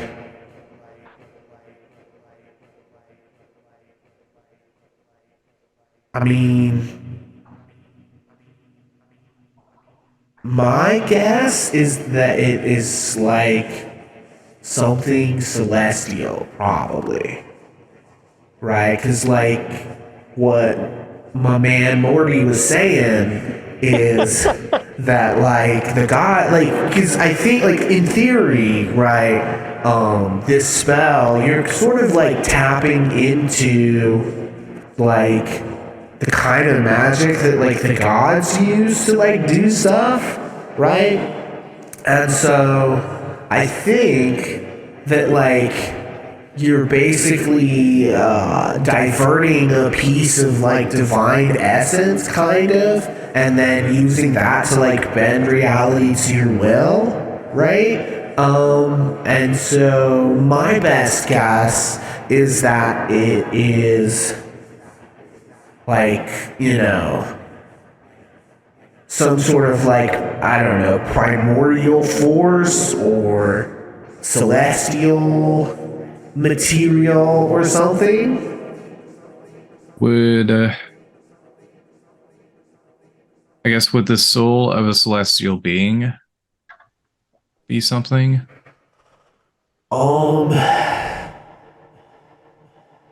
I don't like. That's not usually how soul magic works, in my experience. I mean, hey, I Like, thought I'd ask. yeah. I mean, considering you're a lich, we're just mortals, or we're I mean, to be fair, I was one of them, and then I was like, nah, dude. I think I'm gonna live forever, man. And then I did a ritual, and some people died, and here we are, bro. That math adds up. One thing we're forgetting is that while maybe Barovia isn't the central hub for celestial beings these days, there does happen to be one that we've met and done favors for. Would what is Deva? It was a Deva, right? That's what you guys told me. Do you think that would be high enough on the celestial chain to maybe have what we need? If it's a celestial component?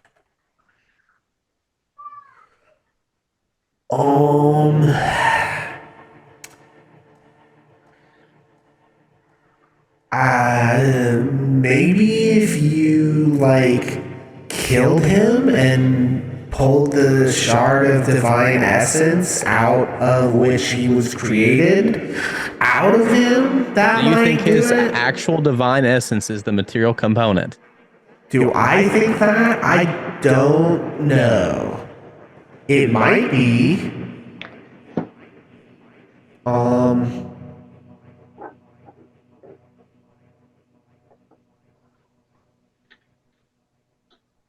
So, That's fair. hey, I'll tell you what. There's one way to find out. Yeah. But on the other hand, if you are wrong, though, then you just sort of like killed an angel for no reason, which actually probably fun. Yeah, I got you. So hear me out. This particular Deva isn't exactly on my not even made my top 10 list of celestial beings currently. But I don't know that I'm ready to go and murder the thing. I don't even As know a if we could murder the paladin, thing. I cannot endorse this. And I get that. And I'm with you, right? I'm totally with you. In fact, I feel like I Maybe- would have to stop that from happening. I don't know how that works. Well, and that brings me to the next question then. I mean, Wondrous, Cass, you guys like particularly deal with celestial beings. I mean, do you think it's worth chatting with this Deva again? Maybe they know if nothing, we maybe not the thing's essence, but maybe this thing does have something that we could use to make this wish spell work. Maybe. Well, I couldn't help but notice, Chadrick, that you said you just never felt the need for this. Is there any other way that you, Chadrick, could have a vampire spawn or a full-blown vampire in front of you, and you could return them to their living unvampirish form without that spell? No. It was It worth definitely doesn't asking. strike me as the kind of cat who would care to change them back. Well, yeah, like I think like a really powerful like cleric could probably do it. But like if you're going arcane, which let's be real, way better, then your options are a little bit more limited when it comes to soul magic, like raising people from the dead, right? Now, like in the arcane vein, you can sort of like, you know, capture souls and use them to power your phylactery and stuff and live forever and all that jazz. But like, if you're actually trying to like put a soul into a creature and make it be alive, either if it was dead or undead, that's not super easy to do unless you're straight up like, you know, siphoning divine magic through your arcane stuff, which is exactly what we were talking about doing. But it does, you know, require some serious juice and, you know, whatever that extra little bit of sprinkled on top is, you know? I feel like it's important to bring up, though, in the midst of this conversation, if this is actually something we're considering doing, which I think, you know, if this is our shot to bring Onyx back, definitely worth checking out. We have a time bomb on our hands because if you will recall, my friends, we brought the dress to that angel.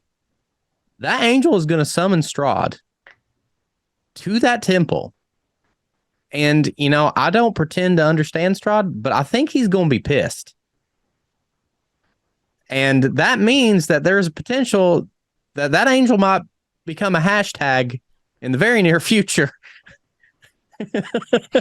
Okay, I'm sorry. I shouldn't have said it like that. That was way out of character.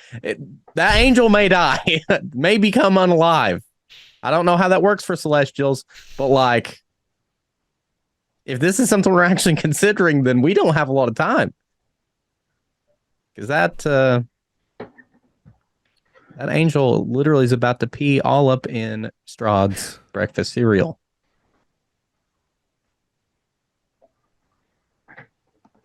Do angels do that? God, I hope so. Because we're about to find out. No, I'm just kidding. Anyway. If they do, you gotta let me watch. Yep. I mean, I'm sure you will be anyway. That wasn't even a question at this point. Well, with scrying, that begs the question of can we scry on Strahd, and can we scry on the angel? I don't want to do a voice anymore. So Morton Kanan pipes up and says, I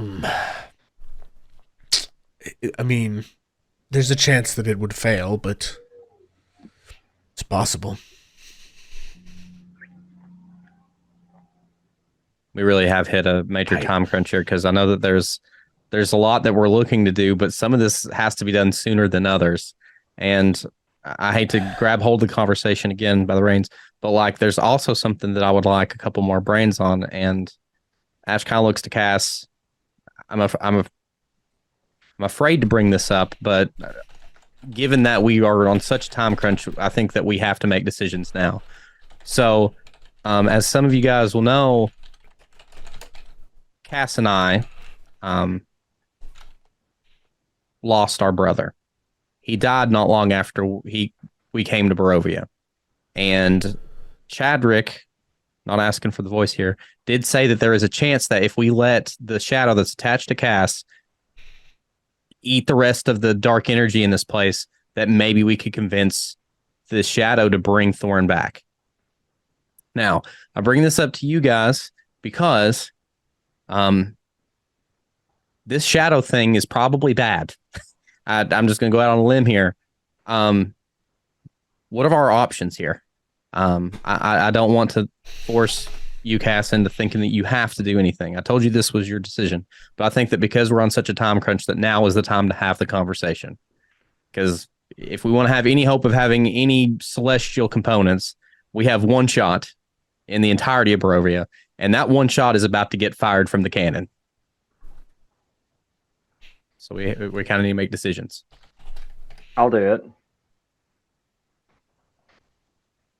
I'll do it and be prepared to suffer whatever consequences come from that. Well, the consequences is exactly what I'm hoping to avoid, and that's why I bring this up now. Whatever the shadow is, you said it had a name. It does.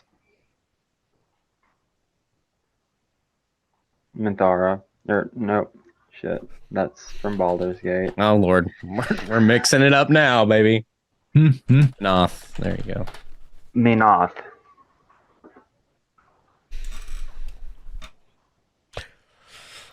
Have you get I was about said Morty. That'd been real funny. Yeah. Morton Caden, have you heard of this? Chadrick, have you heard? Well, I mean, Chadrick, you've already talked. I'm sorry, I shouldn't have brought that up, but and if we make a deal with this thing, what are our chances? Would you guys have our back for trying to pull an old double cross? Because the very last thing I think that we want to do, even in the name of saving Thorin, is releasing another dark energy on Barovia. Right. Oof. Morton Kane rolled a 10 on that religion check. And so he says, it's not one I'm familiar with. I know countless shitheel beings from countless shitheel dimensions, but that's not one that's popped up before.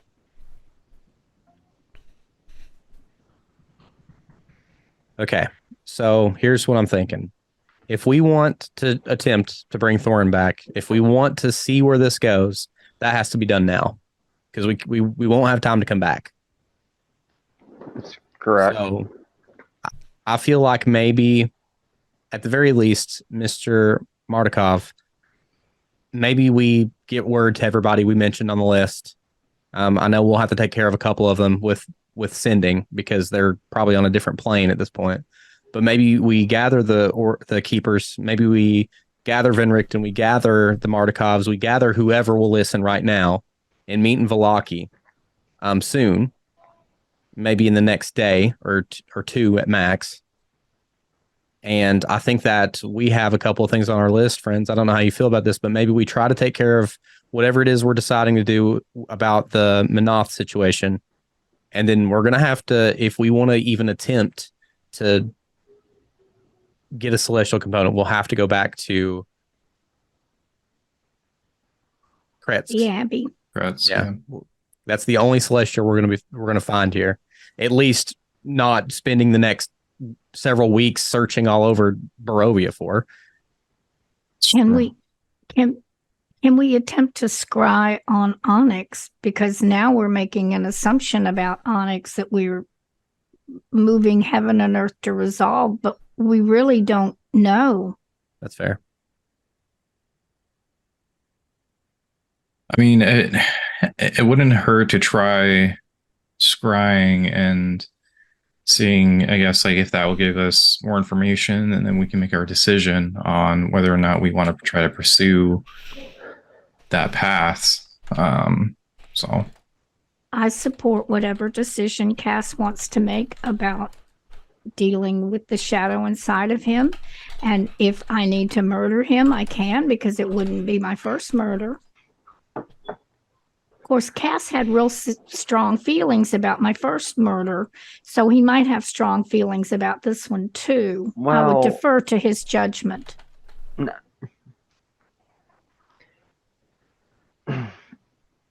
No, you can totally murder this person. Well, I'm that's the certainly hope. willing to try. Murder the shit out of them. I will help you murder them. So, in the spirit of, you know, making things happen here, do you think that would be possible, Erwin? Do you think that we could maybe you at your leisure get back to Vallaki, send word out, and then we hopefully plan to meet you in the next day or so? Yes, I will need to rest. It was a 12-hour flight here. The weather was a little rough. So I can leave first thing in the morning. That's fair. I mean, that gives us plenty of time to resolve whatever it is we're doing here. But then either Morton Caden or Chadrick, could we ask that we try to scry on Onyx?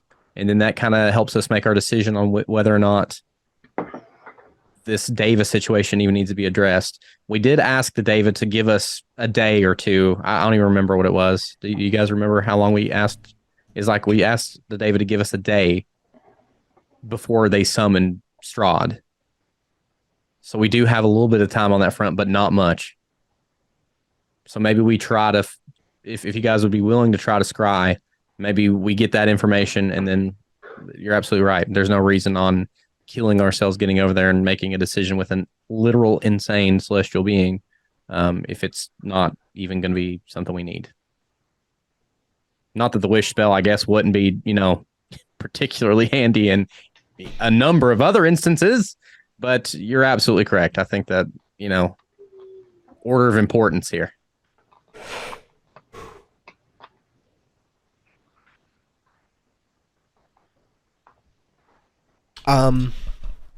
Yeah, you can ask either Morty or Chadrick to scry.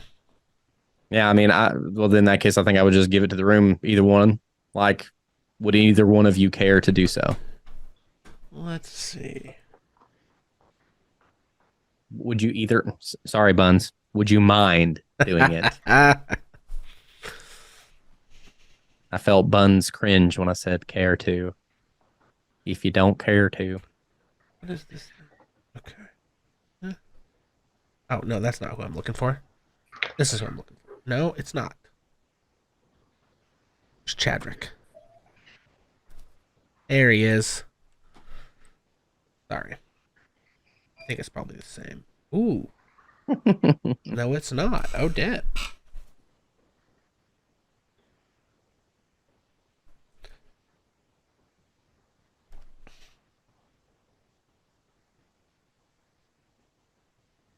While he's looking, I just want to throw one thing to my teammates, which is that Wanderous has one sending spell left, or one third level slot for today, Yeah.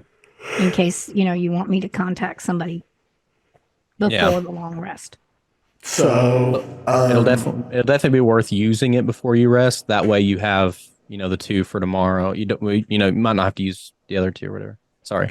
Go ahead. yeah, so I do like a lot of scrying, so I am kind of pretty good at it. So I guess if my main man Morty doesn't mind, I can jump all over that, like, insert food analogy here, but I don't really eat anything but souls anymore, so I don't know how to make that land.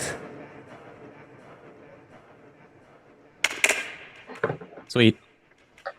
Sounds like a plan. Dope.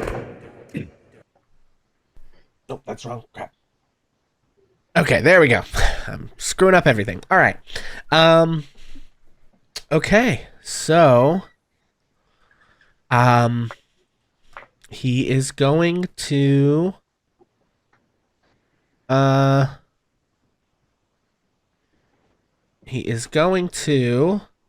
scry on Onyx. Come on, Daddy. Okay. So Onyx is going to roll a wisdom saving throw. Oh boy. Oh, Lord. Hold on. I had to load up this other character sheet now. Actually, some of that stuff may have changed. So just roll the d20 and tell me what you get. I know what the mod is. Okay. Oh, hell. Let's see. Yeah, that ain't good. Oh, well, I guess. Hey, listen, maybe I'm just trying to keep y'all on your feet. Well, you're doing a fine job. Yeah, especially since I'm sitting down. Yeah. Okay, I think that did it. Ooh. Maybe. Okay. That. Well, I was like, I don't know if I rolled that right, but yeah. Crazily enough, that does actually fail by 1. So Chadrick's attempt at scrying is successful.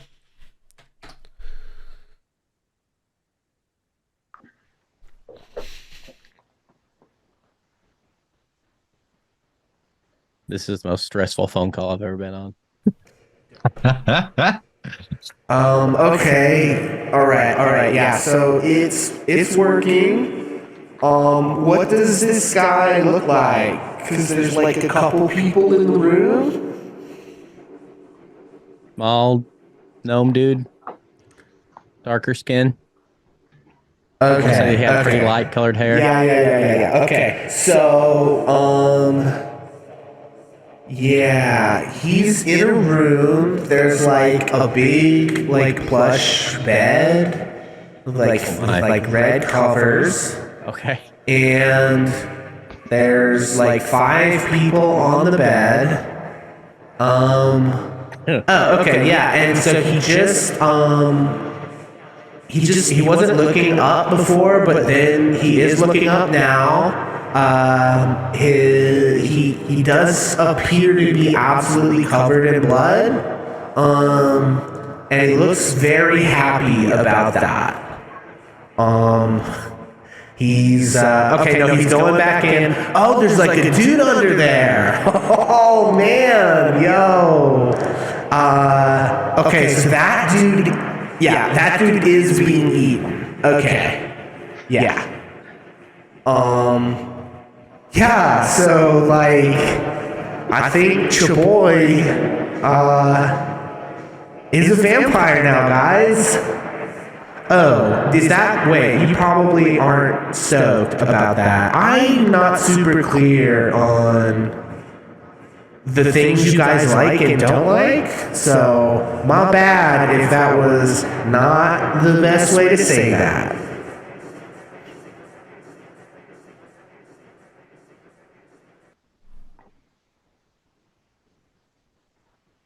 Well, I guess that answers our question. Huh. So we do need to go talk to the Deva is the conclusion, correct? Seems that way.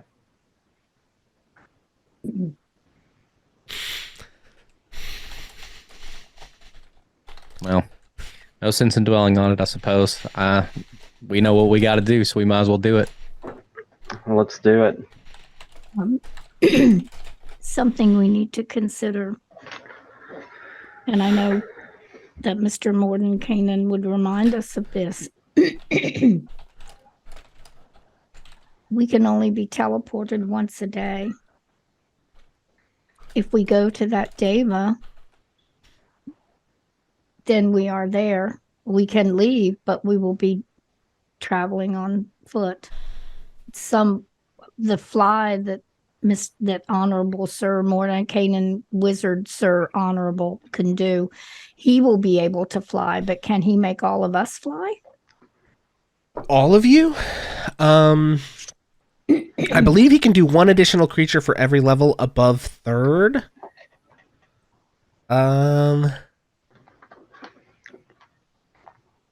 So that's 1, 2, 3, 4, 5. He can do up to 7 creatures if he burns his 9th level slot,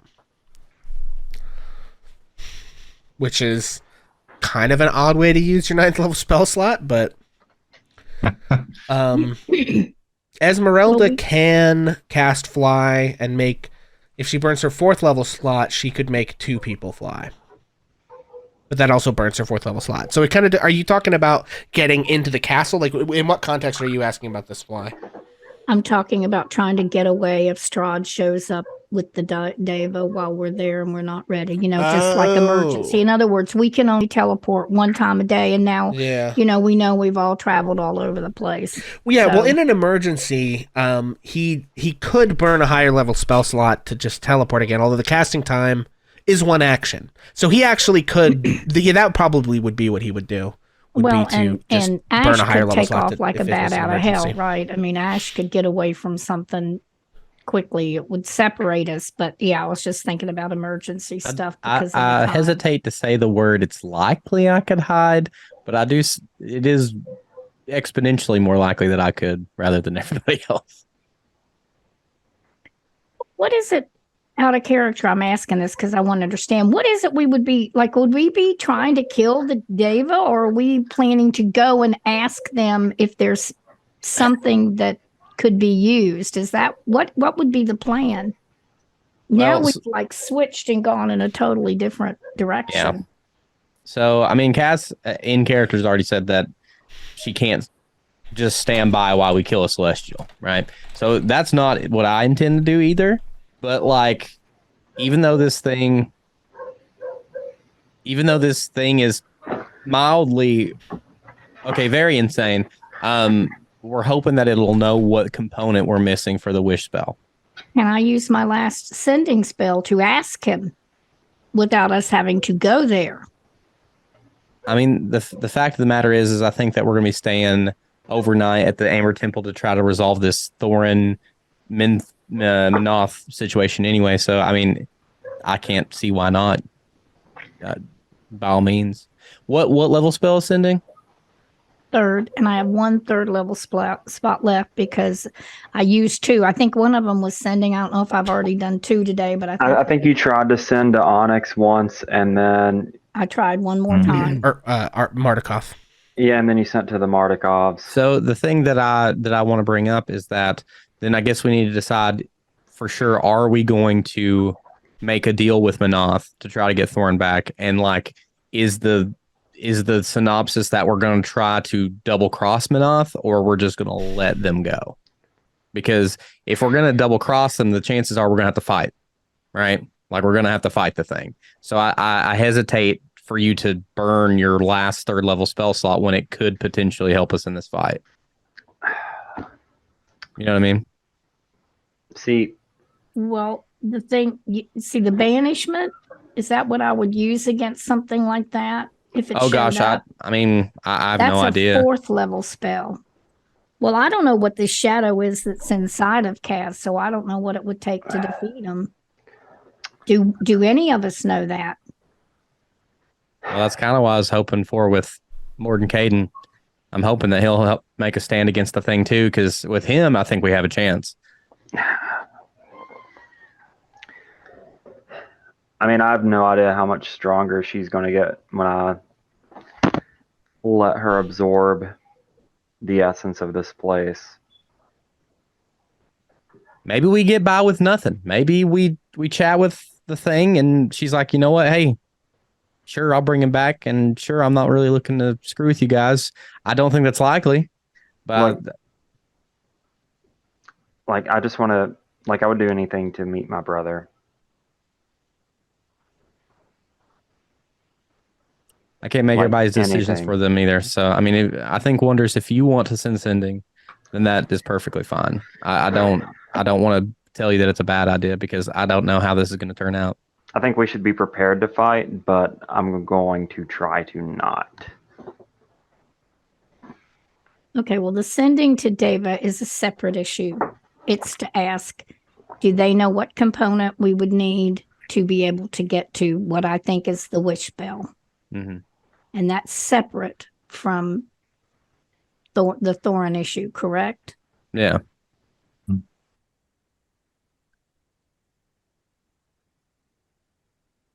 We should perhaps mention to Chadrick that we're thinking about doing this, and if we're going to do it in his place, so that we should, we should find out from Mordenkainen, how does he feel about that? Well, Chadrick was the one that told us about potentially trying to side with Manoth as a way to get Thorin back. So, And then totally turned around and said that we could totally double cross her. so I don't think Now- Chadrick. Now, is he going to help us? Probably not. But I don't think he gives a shit what we do here. Okay. Maybe we can bring Alrighty. it up though. Why don't we bring it up to them and see what they say, right? Sure. Well, we should mention it to Mordenkainen. In the meantime, I'm going to construct my message to Deva that's going to say what we think we want to say. So I'm going to do that while you all talk to Mordenkainen.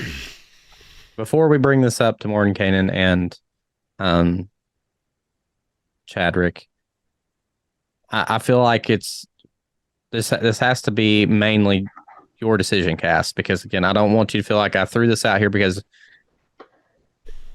I already told you what I think. I think that no matter what, nobody's going to be disappointed in your decision because it's your decision to make. But I'd like to hear what you think. And PETA, I don't want to like drag you into this particularly nasty piece of family drama without at least asking you what you think. I mean, ultimately, I agree to join you all, and I mean, I'm stuck here, aren't I? I mean, it's I might as well help you out as best as I can, so that way we can get you taken care of. So. I mean, regardless, I've lived a very fulfilling life, and I have been able to meet the wizard for my last song. So, I mean, look, I would do anything in the world to be rid of Manoth. And I'd also do anything in the world to meet my brother. So it's a no-brainer for me. All right. Well, let's just do a quick save. And no, I'm just kidding. Before we make any decisions, place a save down right here. No, I say we bring it to Mordenkainen and Chadrick then. I'll let you take the lead on this. I've talked my ass off. You should probably talk about this. Chadrick. Yo. Hey, so you remember how you were talking about, Manoth and how if we let her absorb the essence in this place, she might bring back Thorin? Yas. I think we're gonna go through with it, King. Yo, that's dope. This is gonna be good. And you also brought up double crossing her, right? So you're kind of cool if this turns into a fight. Yeah, I'll be like fine. This is kind of like my sanctum and whatnot. So I mean, we can move it out of your sanctum. I don't want to, no, I'm just saying that like I will be fine. Yeah, I just don't want to mess up the feng shui in the place. The vibe. Yo, I funged the fuck out of that shui, dog. And you know what? For reals, I appreciate you for noticing. Thanks, man. All right, Mordekainen. You can see Mordenkainen just like he's basically face palmed over in his chair having to listen to this guy who, against all odds, actually does know what he's talking about magically, but it's just insufferable to listen to. Yeah. What's up? You good with this? I have tangled with countless horrible beings from beyond time and space in my day. So what's one more? Yeah, I mean, that's kind of my point is, Be a good tune-up for Strahd, So, I mean, I'm certainly not going to stop you. Hell yeah. Can we count on your support if this goes sideways? I mean, yeah, I'll see what I can do. Nice. That, my friends, is what we in the industry like to call a green light. All right, let's do this. Okay. And then, was Wandrous sending that message? Okay. Well, I've typed it. I've actually typed it up, sort of, kind of. We know that's sort of unusual. This is what Wandrous has so far, if anyone wants to edit it. Hypothetical question, of course. Wandrous and friends here, we need to know components for wish spell. Can you tell us everything we need? Hypothetical question, of course. Okay, give me a second. I have to compose an answer to this if you guys want to talk amongst yourselves. You need the soul of an angel that he's putting his own head on the block. Yeah, that would be pretty bad. So Wandrous is being clever. Okay, so I guess we are children of study and all that. We're just trying to gather information for our records. Sorry, I didn't mean to cut you off. No, you're good. So I mean, I guess first things first, we have to find the rest of the things. Ooh. I wonder if Chadrick's boy... Oh, wait, did we kill the lightning guy, or did he run away? He just, like, unsynced. No, I think he ran. I wonder if we could do it in that room and get him to come back. Now, wait. Are you saying he sends a question back, Pixel?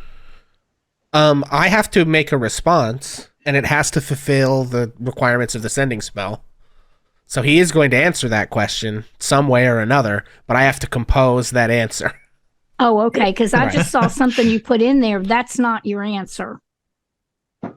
Are you seeing things I'm typing where? Well, I'm seeing what's the material component. Oh, that. Okay, no. Yes, those are... I was trying to keep track of like questions you wanted to answer and people you wanted to contact. Oh, okay. So that if we forgot what we were talking about and needed to go back and refer to it, that was available. We do kind of have a lot of questions on the table and a lot of information. Well, see, I thought he was answering my sending stone message with another question, and I was out of spell slots, so it was going to be ugly. Sorry, out of minutes, can't text back. Catch you tomorrow morning. Oh my god! I'll have to message you between the hours of 3 a.m. and 7 or whatever the free time was. I don't even remember now. Oh goodness!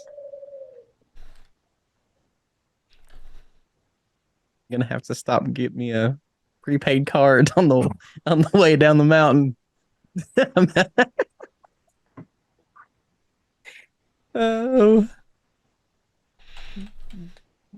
None of Got this that is turning Barovian. out like I thought it would tonight. Right. You got I that know. Barovian straight talk service. We're trying to. Okay. All right. Yeah, things went sideways again, as they always do. Okay.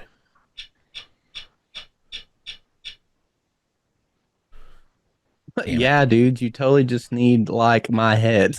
This is like this entire. Shit. Well, that's good. Hypothetically, of course.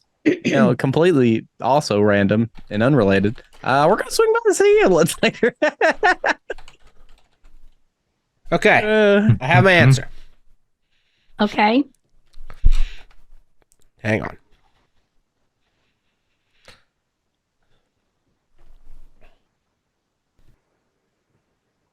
Oh boy. When you wish upon a star, dreams held close and dreams go far. To make your wish reality, hold the starlight twinkling.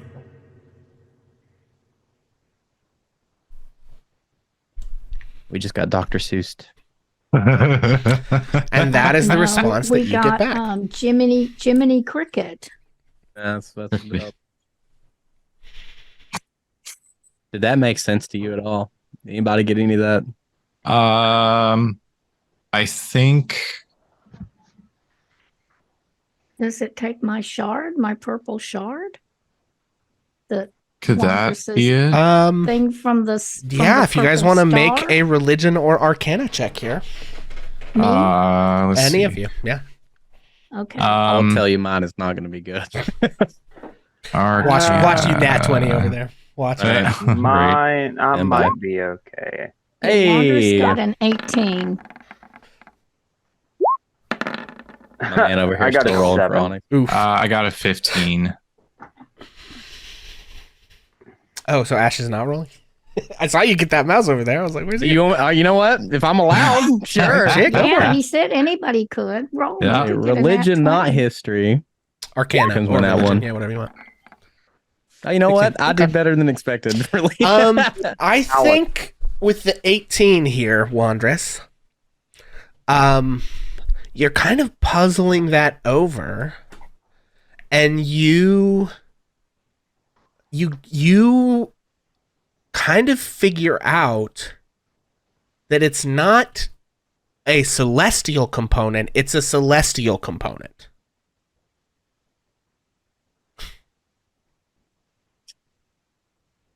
Répétez, s'il vous plaît. It's not a celestial component, it's a celestial component. Like it comes from space. It's a fucking star. I think it's a piece of a star. Isn't that what I have? Isn't that what Let me just get NASA on the phone. We'll just make a quick, pop right up. Yeah, so I Right. think what you come to understand, Wanderess, as you think about this and as you guys mull it over, the material component is solid starlight.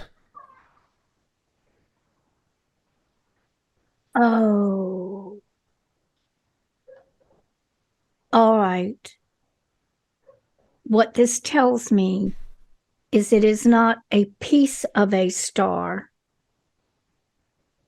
It is starlight.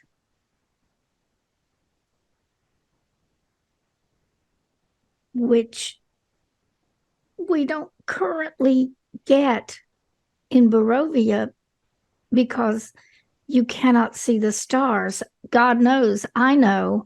I look every night.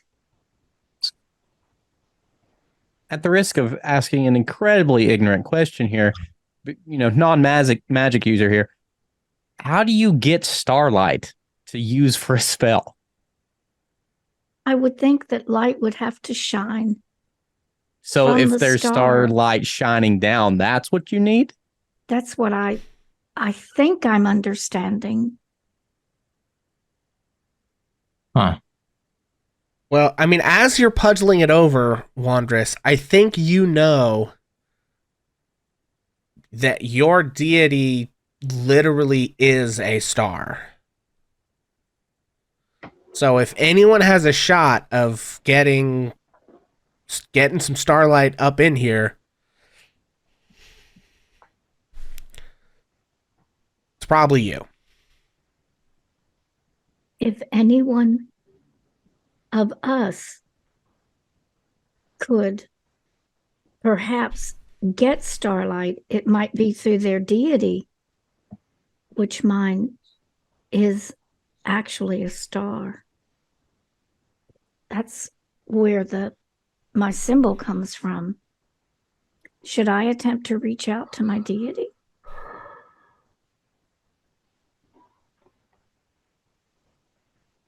Like, if you think that's how we're going to get starlight, then that sounds like a good plan to me.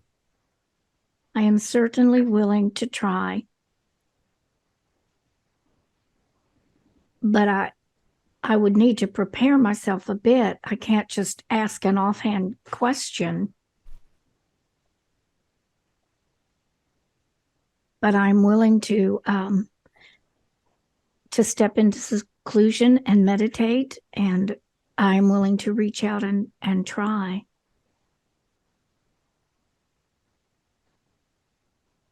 All right. Well, there's another tick off the old checklist. We just got to wait and see how it turns out.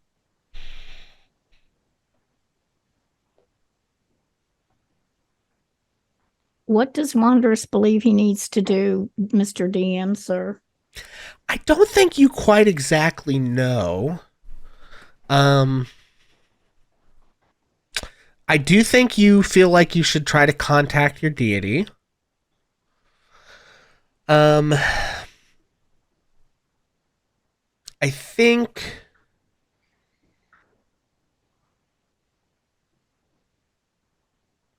Okay.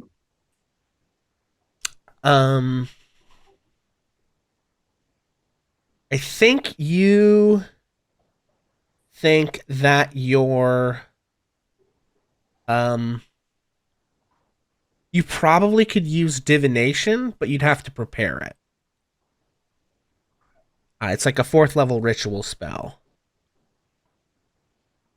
That would be like you could just try praying and see if it gets through, right? But you know that like that's kind of hard in Barovia. It has happened before. There've been a couple of instances where you've had visions, you've been contacted, so it is possible. But I think you feel like the surefire way to know that you're gonna at least get a response of some kind would be to cast divination. Okay. Then I think what Wanderous would do is he's going to nod to everyone in the room, gather himself up. And I actually think that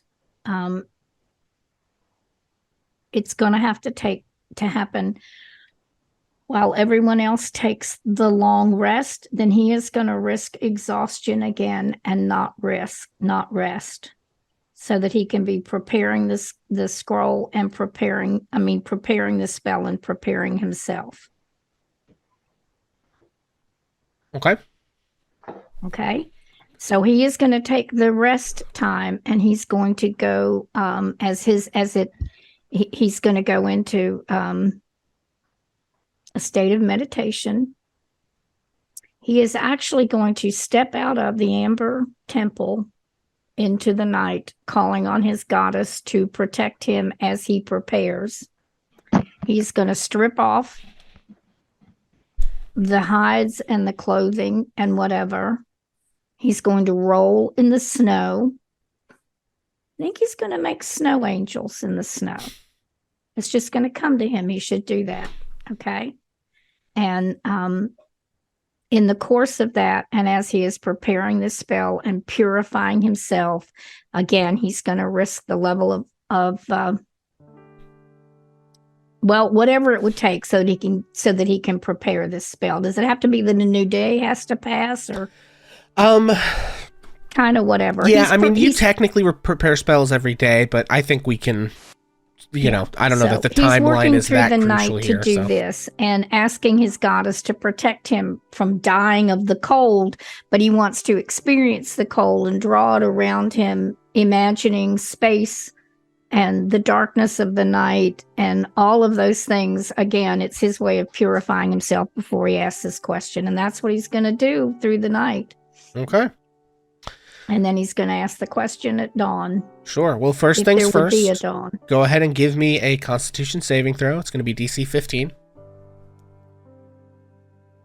I got to get to the page.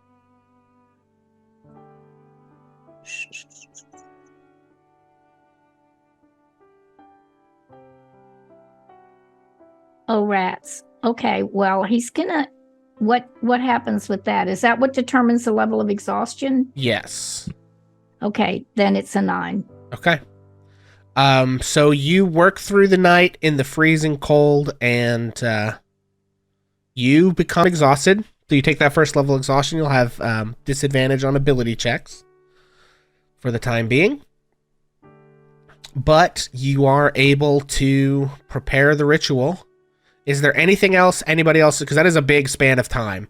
So in the meantime, is there anything else anybody else needed to do or talk to anybody about?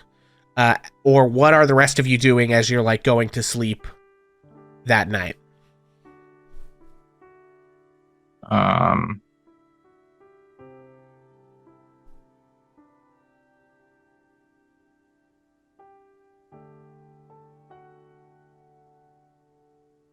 I mean, my only plan was to see how this Manoth thing worked out. Yeah. I really don't have anything that I can do ultimately, so. Okay. So, but while Wandress is off doing that other stuff, is you guys plan to attempt to eat the other shadows and talk to Minoth?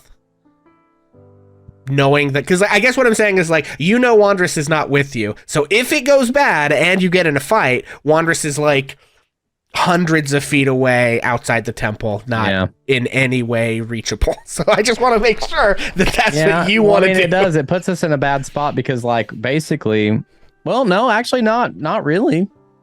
Because now we know we don't have to, like, run off into the Wild Blue Yonder to chase down that Deva. We know that what Wondrous is doing is going to hopefully get us the component we need for Wish. Mm-hmm. So do we wait until... It's going to suck either way because now Wondrous is going to be exhausted for the potential fight. Should we do it now? Should we... I mean, we got Mordenkainen. Ultimately... I mean, I'm good either way. I think that having Mordenkainen is beneficial. But I mean, we let him use his spell slots today, and then the new day's tomorrow. That's kind of what I'm thinking too. Because if he's going to be teleporting us all over Barovia the next day, then that's fair. I'm trying to like minimize our, I don't know. It's not up to me. I'm open to discussion here. You're muted, I think. Unhearable. No, I'm not hearing you still. RIP, can you hear us? Weird. Ozzy can hear us, but we can't hear him. Stand by, everyone. Can you guys hear me now? Hey, there it is. Yeah, this headset died, and I had to like get it on charge. Anyway, I was saying I'm down to do it now. I hate to do it with that Wondrous, but like it's kind of like a two birds one stone situation, I guess. I mean, we might as well at this point. Like we can at least start gathering everything up because that'll take a couple of hours. Yeah, probably to like go around this temple and gather everything up. I mean, and like we run the risk of like starting this fight with Wondrous exhausted, but I feel like if Wondrous, at most, if Wondrous could be around to like maybe throw some hills our way if we need them. I mean, I Well, can no, also heal. I think you're misunderstanding. The question is do we go deal with it now while Wondrous is doing what he's doing? Oh, Because yeah. he's going to be spending the night doing what he's doing. Let's do it. Like, I think we'll be fine. Oh Lord. Okay. Okay. All right. So you guys begin to make your way around. Chadrick shows you along. He takes you. There were a couple of these that you didn't hit up. The first one he takes you to is in the southeastern wing of the temple. There's a door right next to the door that you went, like the room where you came down the big hole with the flame skulls and then the witches. There's a door right next to that that he opens up, and you enter. And once again, go ahead. Yeah, before Cass lets this happen, is there like a conversation? Shouldn't you like make the deal? Be like, hey, I'll let you absorb these if you do this for us. Because we can't just be giving her the sauce without the, you know. I don't really know. Like, I normally commune with her. / she communes with me. Like, it's mostly like happens in my sleep. Oh. I've never tried to like talk to her. Well, I mean, I hate to interrupt again, but like I feel like we can't just be giving her the product without the deal being made. That seems like a bad plan. Okay. I want to try to commune with her. Okay. I don't know. I don't know what I would have to do for that. Yeah, go ahead and give me a religion check. We're getting religious up in here today. Ooh, 23. Hot damn. Yeah, so you stop and think about it. You know that you've never tried intentionally, right, to speak to her, interact with her in any way. She's always come unwelcome, unbidden. But you do know that she, like, you know what lures her in. Like, as you think back over, like, your life of contact with this creature, you're like, you know what drives her away, which is, like, light. And that's, you know, part of all of your paladin stuff, right? Is, like, clinging to that strongly enough that it drives her away. So you're like, well, okay, if I wanted to bring her in, then I think the answer is, you know, To welcome the darkness. Yeah. You are in a freezing cold temple to evil, and any of these rooms could be made pitch black. Most of them don't have, it's like it's built into a mountain. Most of them have no access to, you know, natural light of any kind. So if you go into one of these places and kind of like shut the door. Yeah. All right, let's do that. Probably the best place to do it would be to go to maybe one of the rooms that you've already been in that had these shadows in it, and just like go in and shut the door. Okay, let's do that. We about to have us a seance, baby. Yeah. So I think we have this moment where, like, our two kind of religious characters in the party are in very different places doing very different things, you know? Yeah. We have one intentionally seeking to pull Minoth the Dark Star to speak to her, and we have the other one out under, you know, as much as there is a night sky in Barovia, the other one is out, you know, searching to connect with Salethiel, the, you know, this star goddess of hope and divination. So, you know, there's this very cool kind of like thing happening here. And so I think you go into the room and Hold on. Go ahead. Before I go into the room, Cass is going to take off her holy symbol and hand it to Ash. And say, Oh boy. hold this.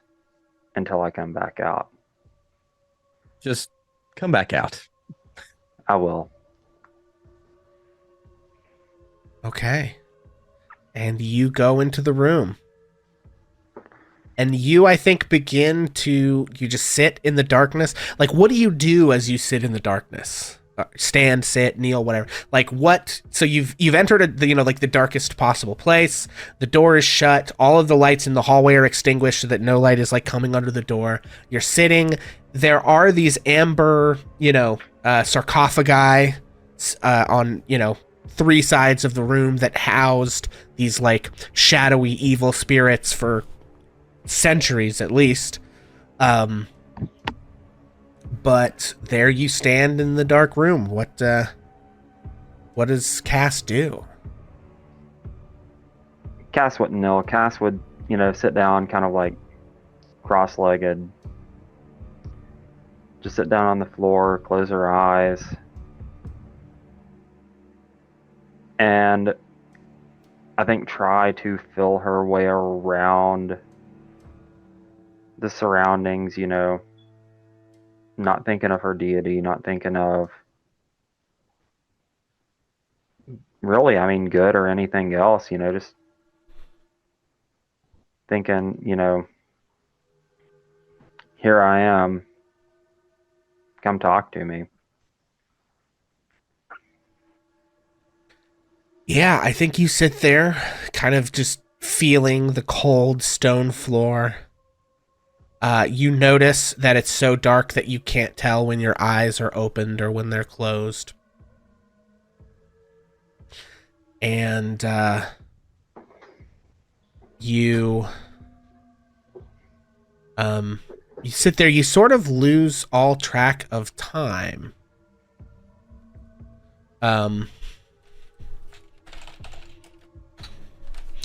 And it becomes hard to know how long you've been doing this.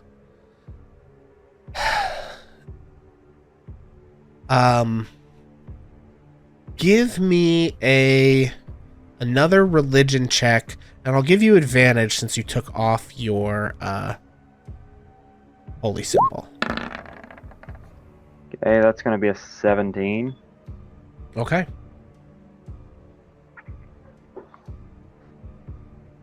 So with a 17,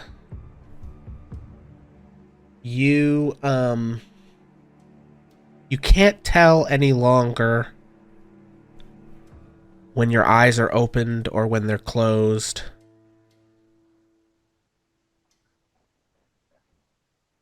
You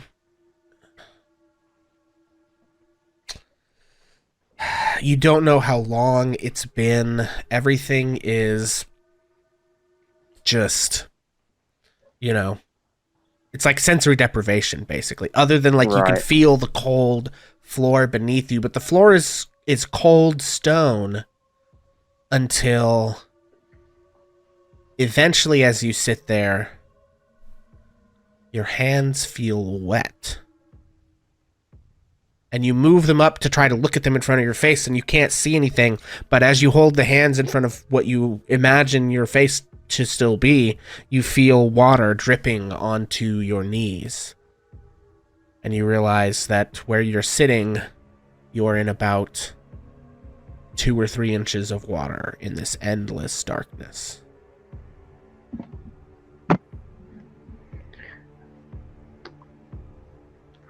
Okay, at that point, Cass would stand up and call out to Manath and wait for a response. You call out, and your voice, it's really strange. There's no echo of it. Like, you're in a small room, and your ears can tell what type of space you're in just based on those very subtle reflections that come back to you, right? But as your voice goes out, it literally, it doesn't feel like it's going out into a big open space, like because that reverberates a little bit. Like, this is just completely dead. There's no echo whatsoever. And then you call out. And the response you hear, as always, comes from just behind you.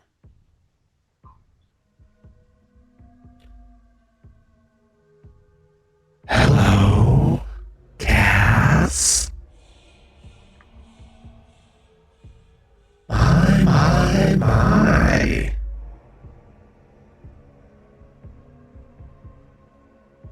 What have we here? I'm here to make a deal.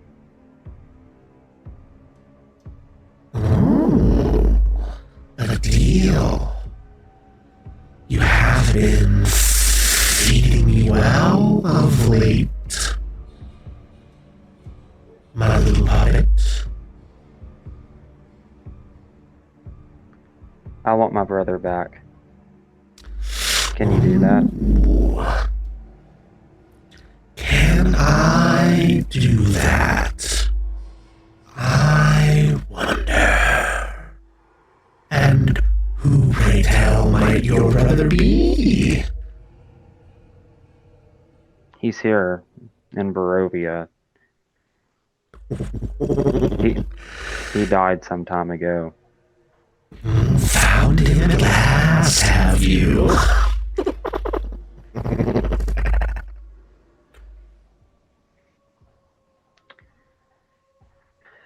I wish it was me that found him. I found others that knew of him. Wishing is dangerous. You grew up in Fairy. You should know better.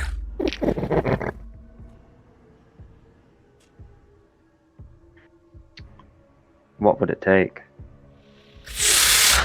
Well, I can just taste on the air here. Darkness. Delicious darkness. There are more little treats perhaps I could have. I'll get you the power of this place. If you'll bring Thorin back for us.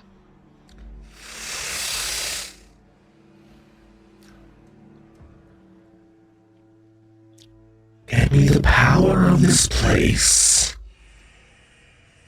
and let me have my way with Barovia, and I'll get you what you want. I'll even let you and your little friends out.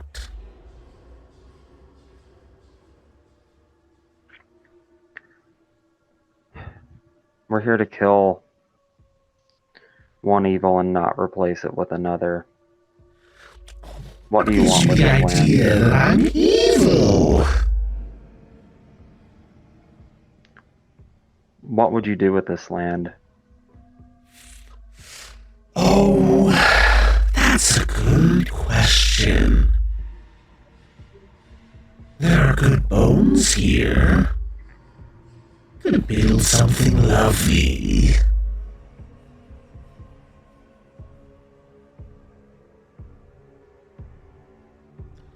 There are so many bones here.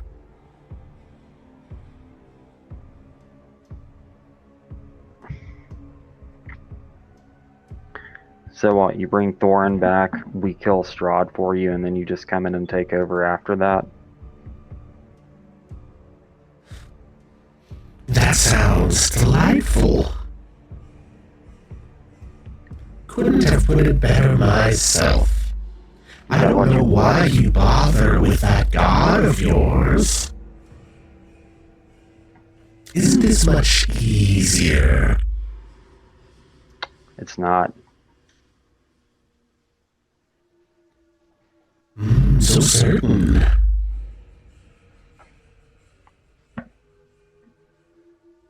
I just want to be rid of you. Well, I think you see the path laid out in front of you then.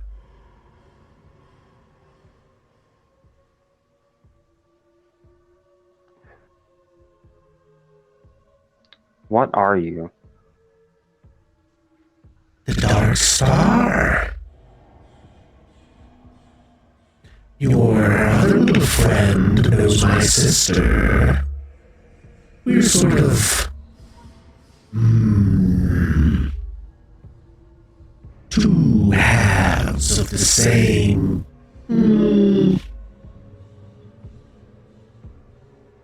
What are we two halves of? That's a good question. I'm not rightly sure myself. Two halves of something that can be divided into halves, though, probably, I think, maybe.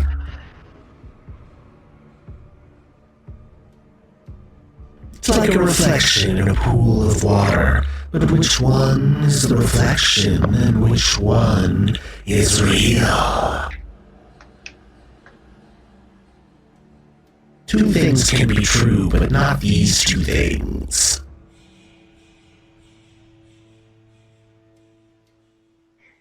Okay.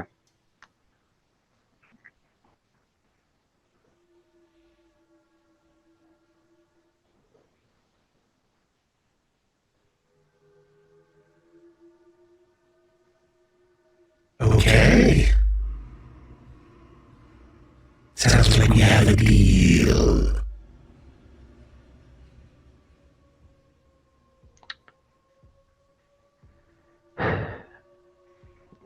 I will think on it and I will get back to you.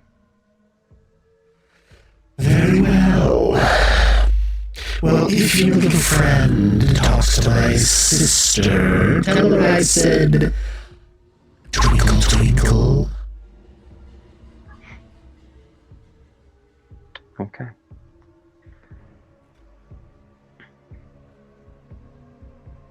Well, I do love our little chats. I wish I could say the same. Wishy-washy, wishy-washy, I told you. Danger, danger. Never listen, never listen.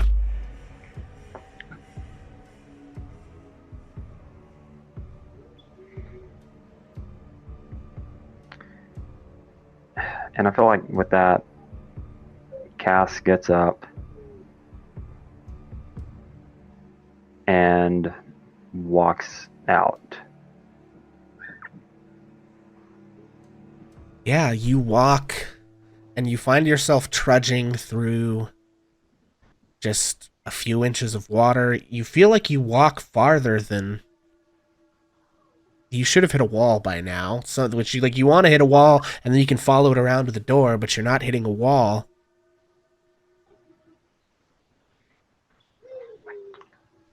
And then you hear, once again, right behind you, watch your step. And with that, your hand touches the wall and you are back in a dark room.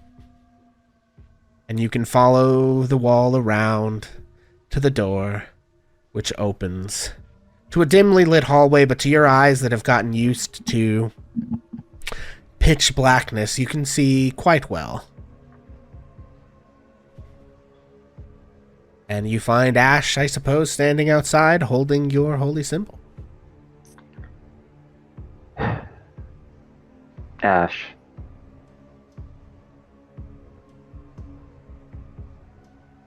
What happened? Well, now talk to her.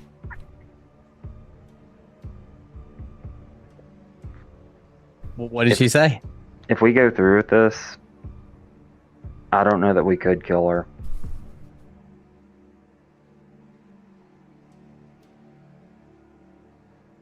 Do you kinda think? Good. She kind of spoke in parables, but it seems like she's, you know, the twin to Wondrous's deity.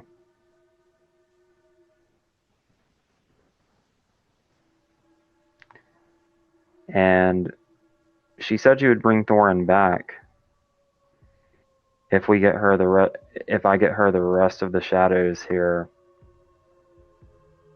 and then she can have the land after we kill Strahd.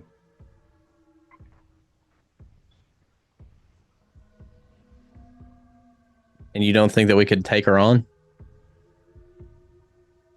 I don't know how powerful she is. I mean, the way she spoke, we would essentially be trying to kill a god.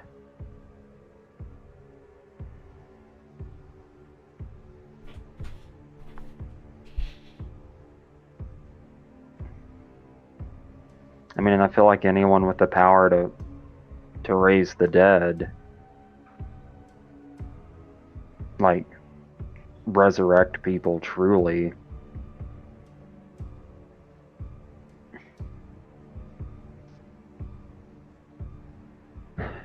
I don't know. I mean, I don't know that we could take her on, but I would be willing to try if you are. I just don't. I mean, the thing is, we risk killing Strahd for some other evil entity to come in right behind Strahd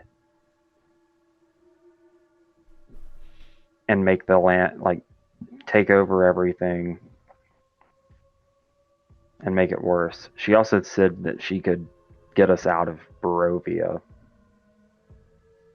And I don't know if she's actually that powerful. I don't know much of Wondrous's religion, or, you know, I mean, I feel like Wondrous would know something about that, but I mean, I'm down to do this if you are. I want Thorin back. I want to meet Thorin. But I just wanted to let you know of the potential consequences before we go through with this.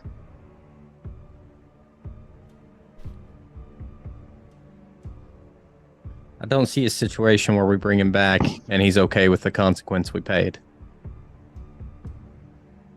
I mean, and we could kill her.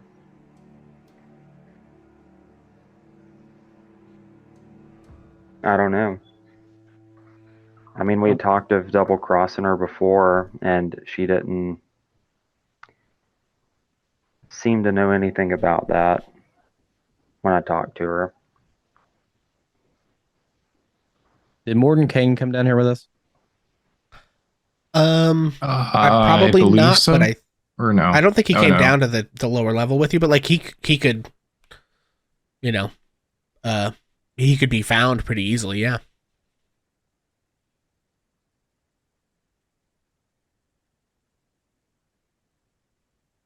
Well, obviously we can't do this without everybody anyway, so maybe we go find them and kind of talk it over. But if there's not a situation where we're sure we can win that fight, then we shouldn't do it. Because I don't know that we can, if I'm being honest. I mean, you know, killing Strahd's one thing. Strahd's a fiend, you know, not a celestial, not a god. But, I mean, trying to kill a god is a completely different thing altogether. I don't know that it can be done. Maybe once Wondrous comes back, Wondrous will know a little bit more. Well, not to mention, I think that maybe this is something we deal with after we take care of the Strahd situation, because I think what we've gathered is Strahd's mere existence is what causes this land to be what it is. And we got the sense at some point that Thorin was trapped here. Maybe defeating Strahd will release him. And even if we can't bring him back after the fact, at least we'll know that he's no longer trapped here. Yeah. Okay. Well, I know we're a little over. I do want to go ahead and do the Wondrous scene, if that's all right with everybody. That's fine. So, and I think part of this is it actually takes several hours, Kat. Like, you lost track of time in there because there was no way to track time in there exactly. But you're probably not too far off from when he's going to be done with his ritual. And so, Wondrous, you are out in the wilderness, making outside the temple, making snow angels, preparing yourself, thinking hard about what you're about to do and engage in, and you are exhausted and freezing, and the sky begins to lighten with the first sickly dawn coming through the clouds that almost always cover the land. And I think it is time to conduct your ritual. Okay. I did not know we were going to get to this tonight, so I have an out of character question. Okay. I want to understand what it is that Wondrous is asking. I want to be sure I understand, because this is sending Wondrous off. At this point, if I understand correctly, I'm not trying to get this starlight. I'm trying to ask if it will be made available to me when I need it. Yeah, so am I understanding that correctly? Well, so what I think the thing to do here is, looking at the divination spell, the way that it's worded, I think we're going to play a little loose with that. So I think what you are kind of asking is, how do I get the starlight? Like, you want to know, how exactly am I supposed to get this stuff? Okay. Because you have a sense that she could provide it some way, but you're here, the Celestials have trouble reaching here. So you're like, okay, we have this problem. Like, what do we need to do? What can solve this? So. Okay. And the purpose of the starlight is to turn Onyx away from being undead at some point and being restored. Yes. So the starlight, and this is a sort of homebrew thing that I'm doing here. The starlight is a material component for the wish spell, which is a 9th level spell that is capable of doing this, basically. And I would know, wouldn't I? Hopefully that, or they would have explained it to me or something, that I won't be casting the wish spell. Correct. Somebody else will. And Mordenkainen will have to cast the wish spell, but he needs, and it will be at a point in time, but not now. Right. He needs to. Yeah. He will need to touch Onyx to be able to do this. Okay. All righty. Okay.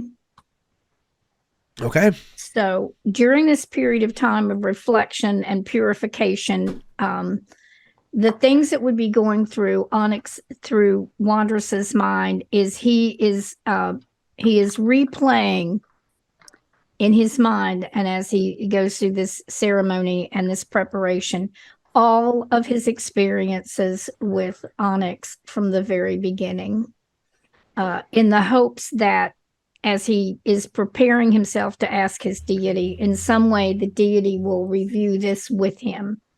Okay. He's going to remember the time that Onyx agreed to ride on his back for the first time.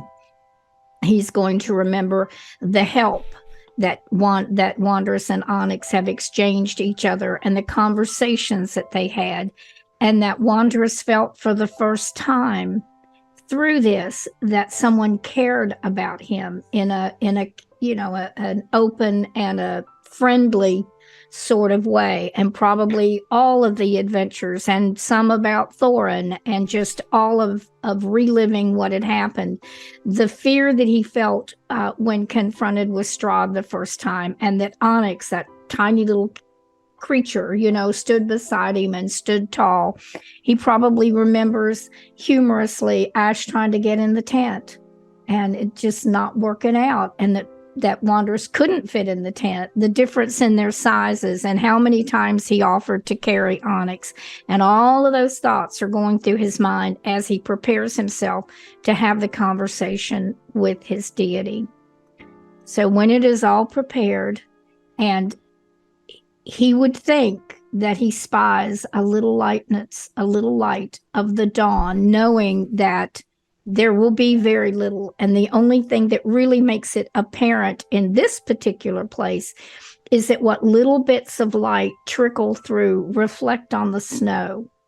And so that makes it a little brighter and a little wider. He has stood up to look up and to search the heavens to find that, and then look down to see the reflection. He falls to his knees. He grasps his purple shard in his hand, knowing that to the best of his understanding, this shard is from his purple star, the star that was there, that it fell from heaven at the moment of his birth. And he reaches out and he says, Salathiel, I have learned that my dearest friend, Onyx, my first friend, has been hideously turned by a monster, by Strahd, into a vampire. We have access to a wizard that can perform a spell that might free Onyx from this. But it takes a component, oh mighty wonder, beautiful Salathiel. We must have starlight, pure, cleansing, clear, and bright starlight, which is what you are. How can I get a portion of the starlight so that the mighty wizard Mordenkainen can touch Onyx and bring Onyx back to us fully restored? And respectfully, Wanderers bows his head, feeling the cold, feeling the evaporation of the darkness into what light there is, and he waits for an answer. Yeah, you feel the cold all around you, the wind sort of like whipping across, snow falling in your hair and on your clothes, your fingers freezing. And then you feel a very warm hand reach down and wrap around your clasped hands together. And you hit your microphone. No, sorry. Because that's what I do. And you hear a voice.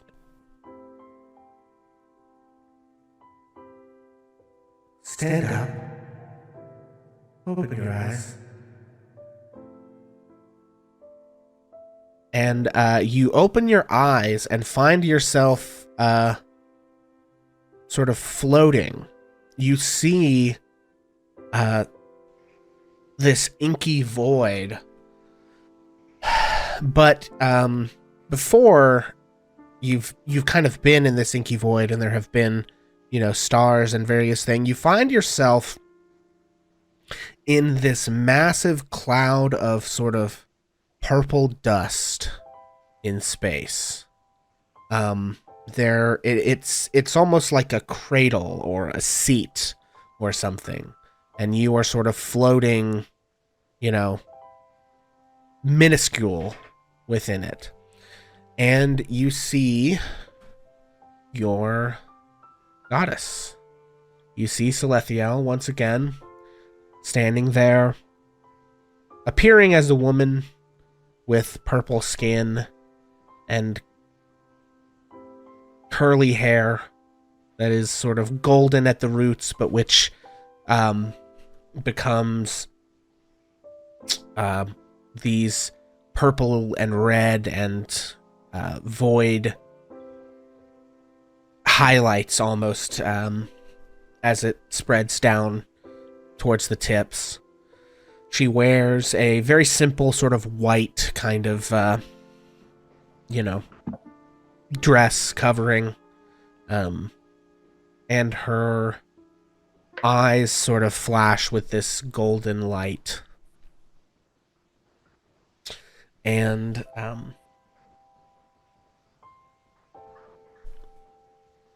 she says, "So you seek starlight. You look for a way to save your friend.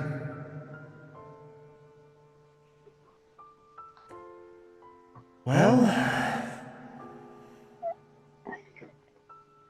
it's been tough to reach you, Andres, you know. It's hard to get to where you are.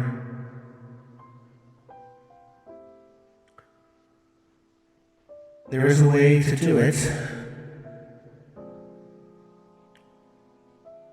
But it will be difficult.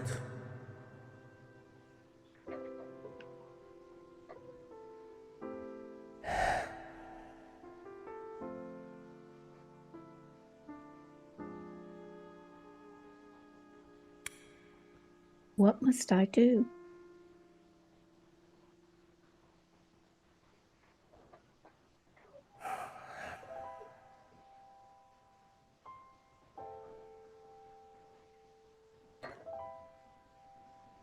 You know, you travel with your companion is shadowed, yes? Yes. Yes. She is also my friend.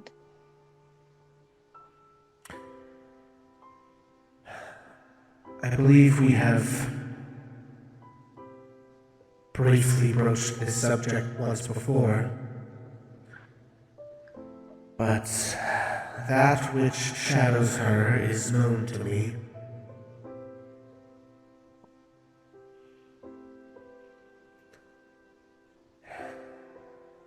You might say we are...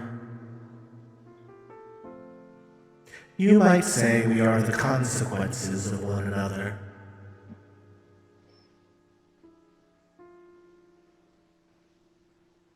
Consequences? How so? What does it mean to be? If something is, then something else is not.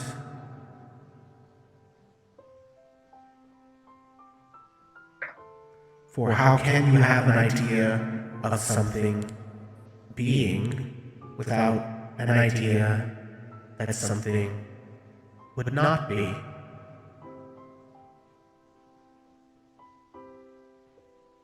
That shadow is the opposite of everything that you are? More or less, I suppose you could say the opposite, the inverse. But it's complicated. Within it contains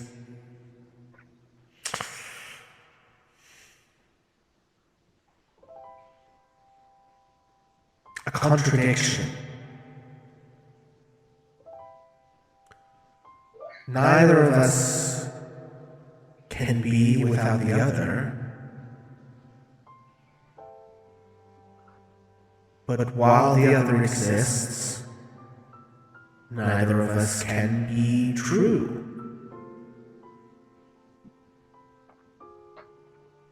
If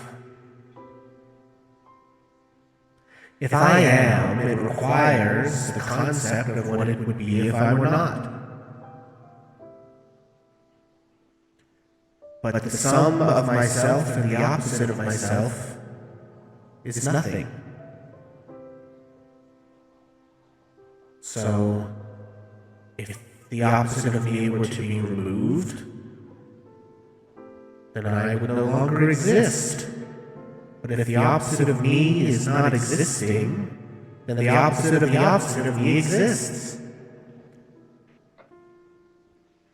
So it is we are woven together. A knot, a reflection, a consequence of one another.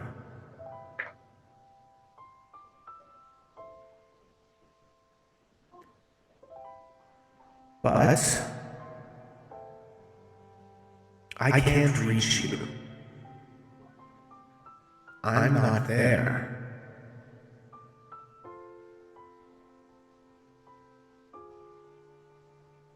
But she is.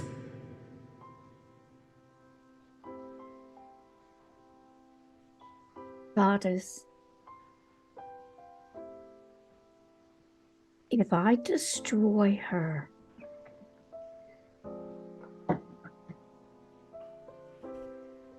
that means that you will be or will not be. A circle has no beginning.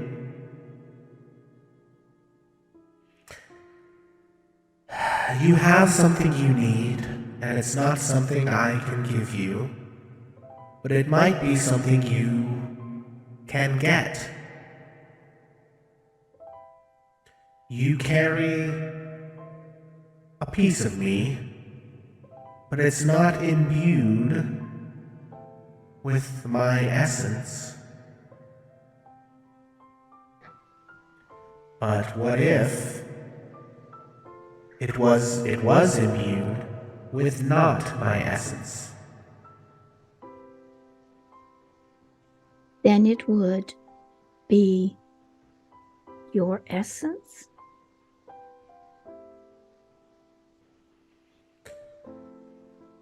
Because it would be a consequence? I know this is hard to understand. It is, dearest goddess. So,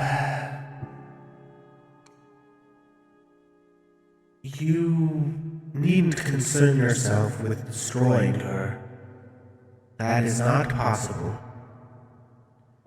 However, Yes? I know that she seeks to enter your world. Oh, It will be difficult, but I think you can prevent her from doing this. And get what you need in the process.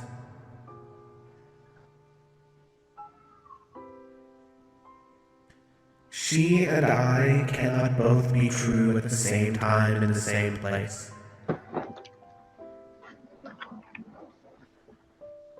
So if you give her a piece of me, well, then she won't be true. oh, goddess. And if she's not true, what does that make me?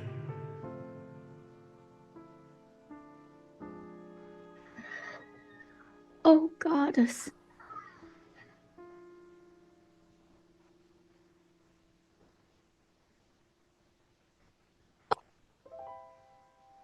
What you ask of me to give up.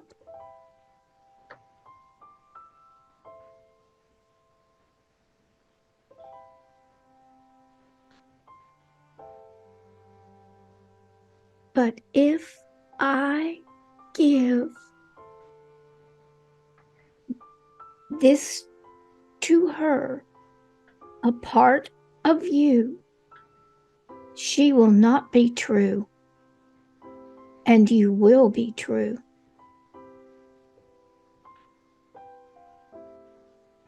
I understand. And I besides, understand. that's not the only thing I've ever given you. Now is it?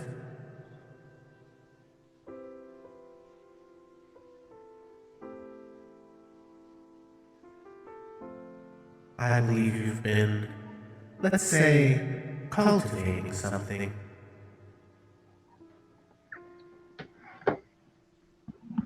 Yes. Yes, I have. Ever since you changed me and led me from all the world of trying to be a druid into becoming a cleric, a nature cleric in tune with nature. Yes. Yes, I have. Do you want to see it?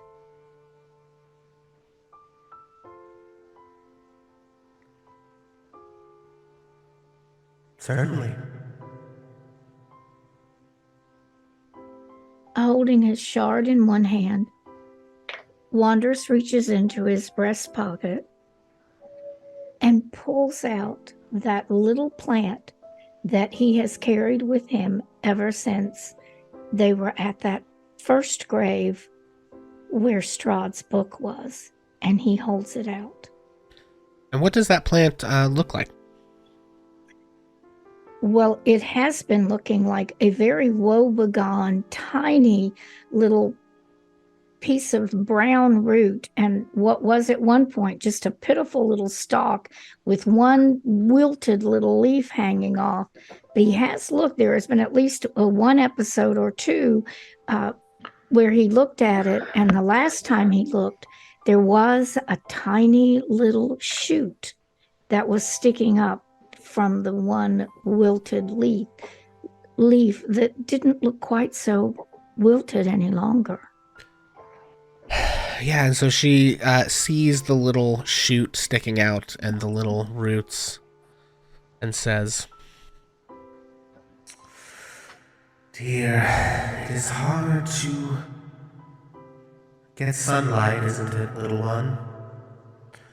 Well, I suppose I can see what I can do." And she sort of cups her hands around the flower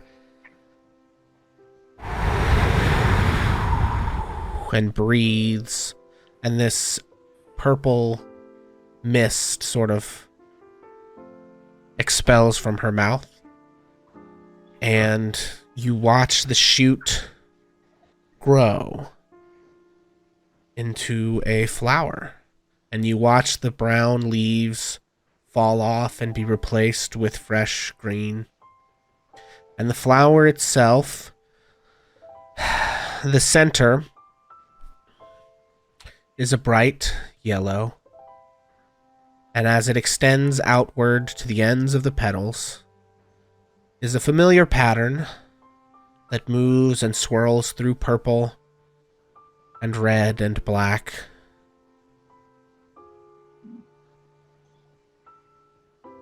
And she says, "There, I think that's better." It's beautiful.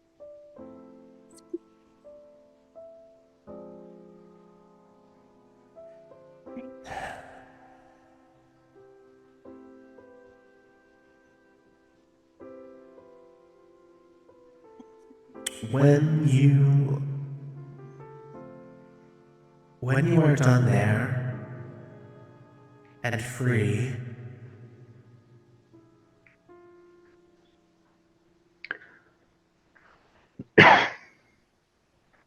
plant them for me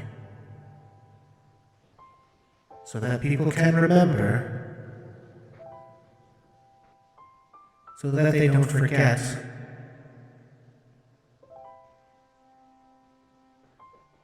And when the fog and the clouds are gone, so that I can see. Oh, yes. Yes, I shall. I shall not forget. I shall. Thank you.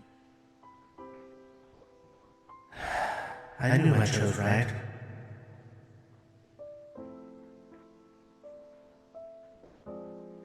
And she sort of pats you on your head once and then twice, and with the second pat, you feel the cold wind whip across your face once more, and your eyes open, and you are on your knees in front of the Amber Temple.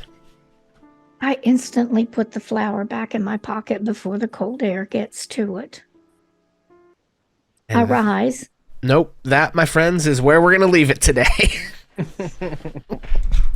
So, sorry we ran a little over, folks. My apologies, cast. I hope that none of you were stuck here. I don't think we'll raid out tonight. We're just going to try to get these folks home, and, well, they are all home, but we're going to try to get these folks off air so that they can go on about their lives. Some of us have to be up early tomorrow, unfortunately.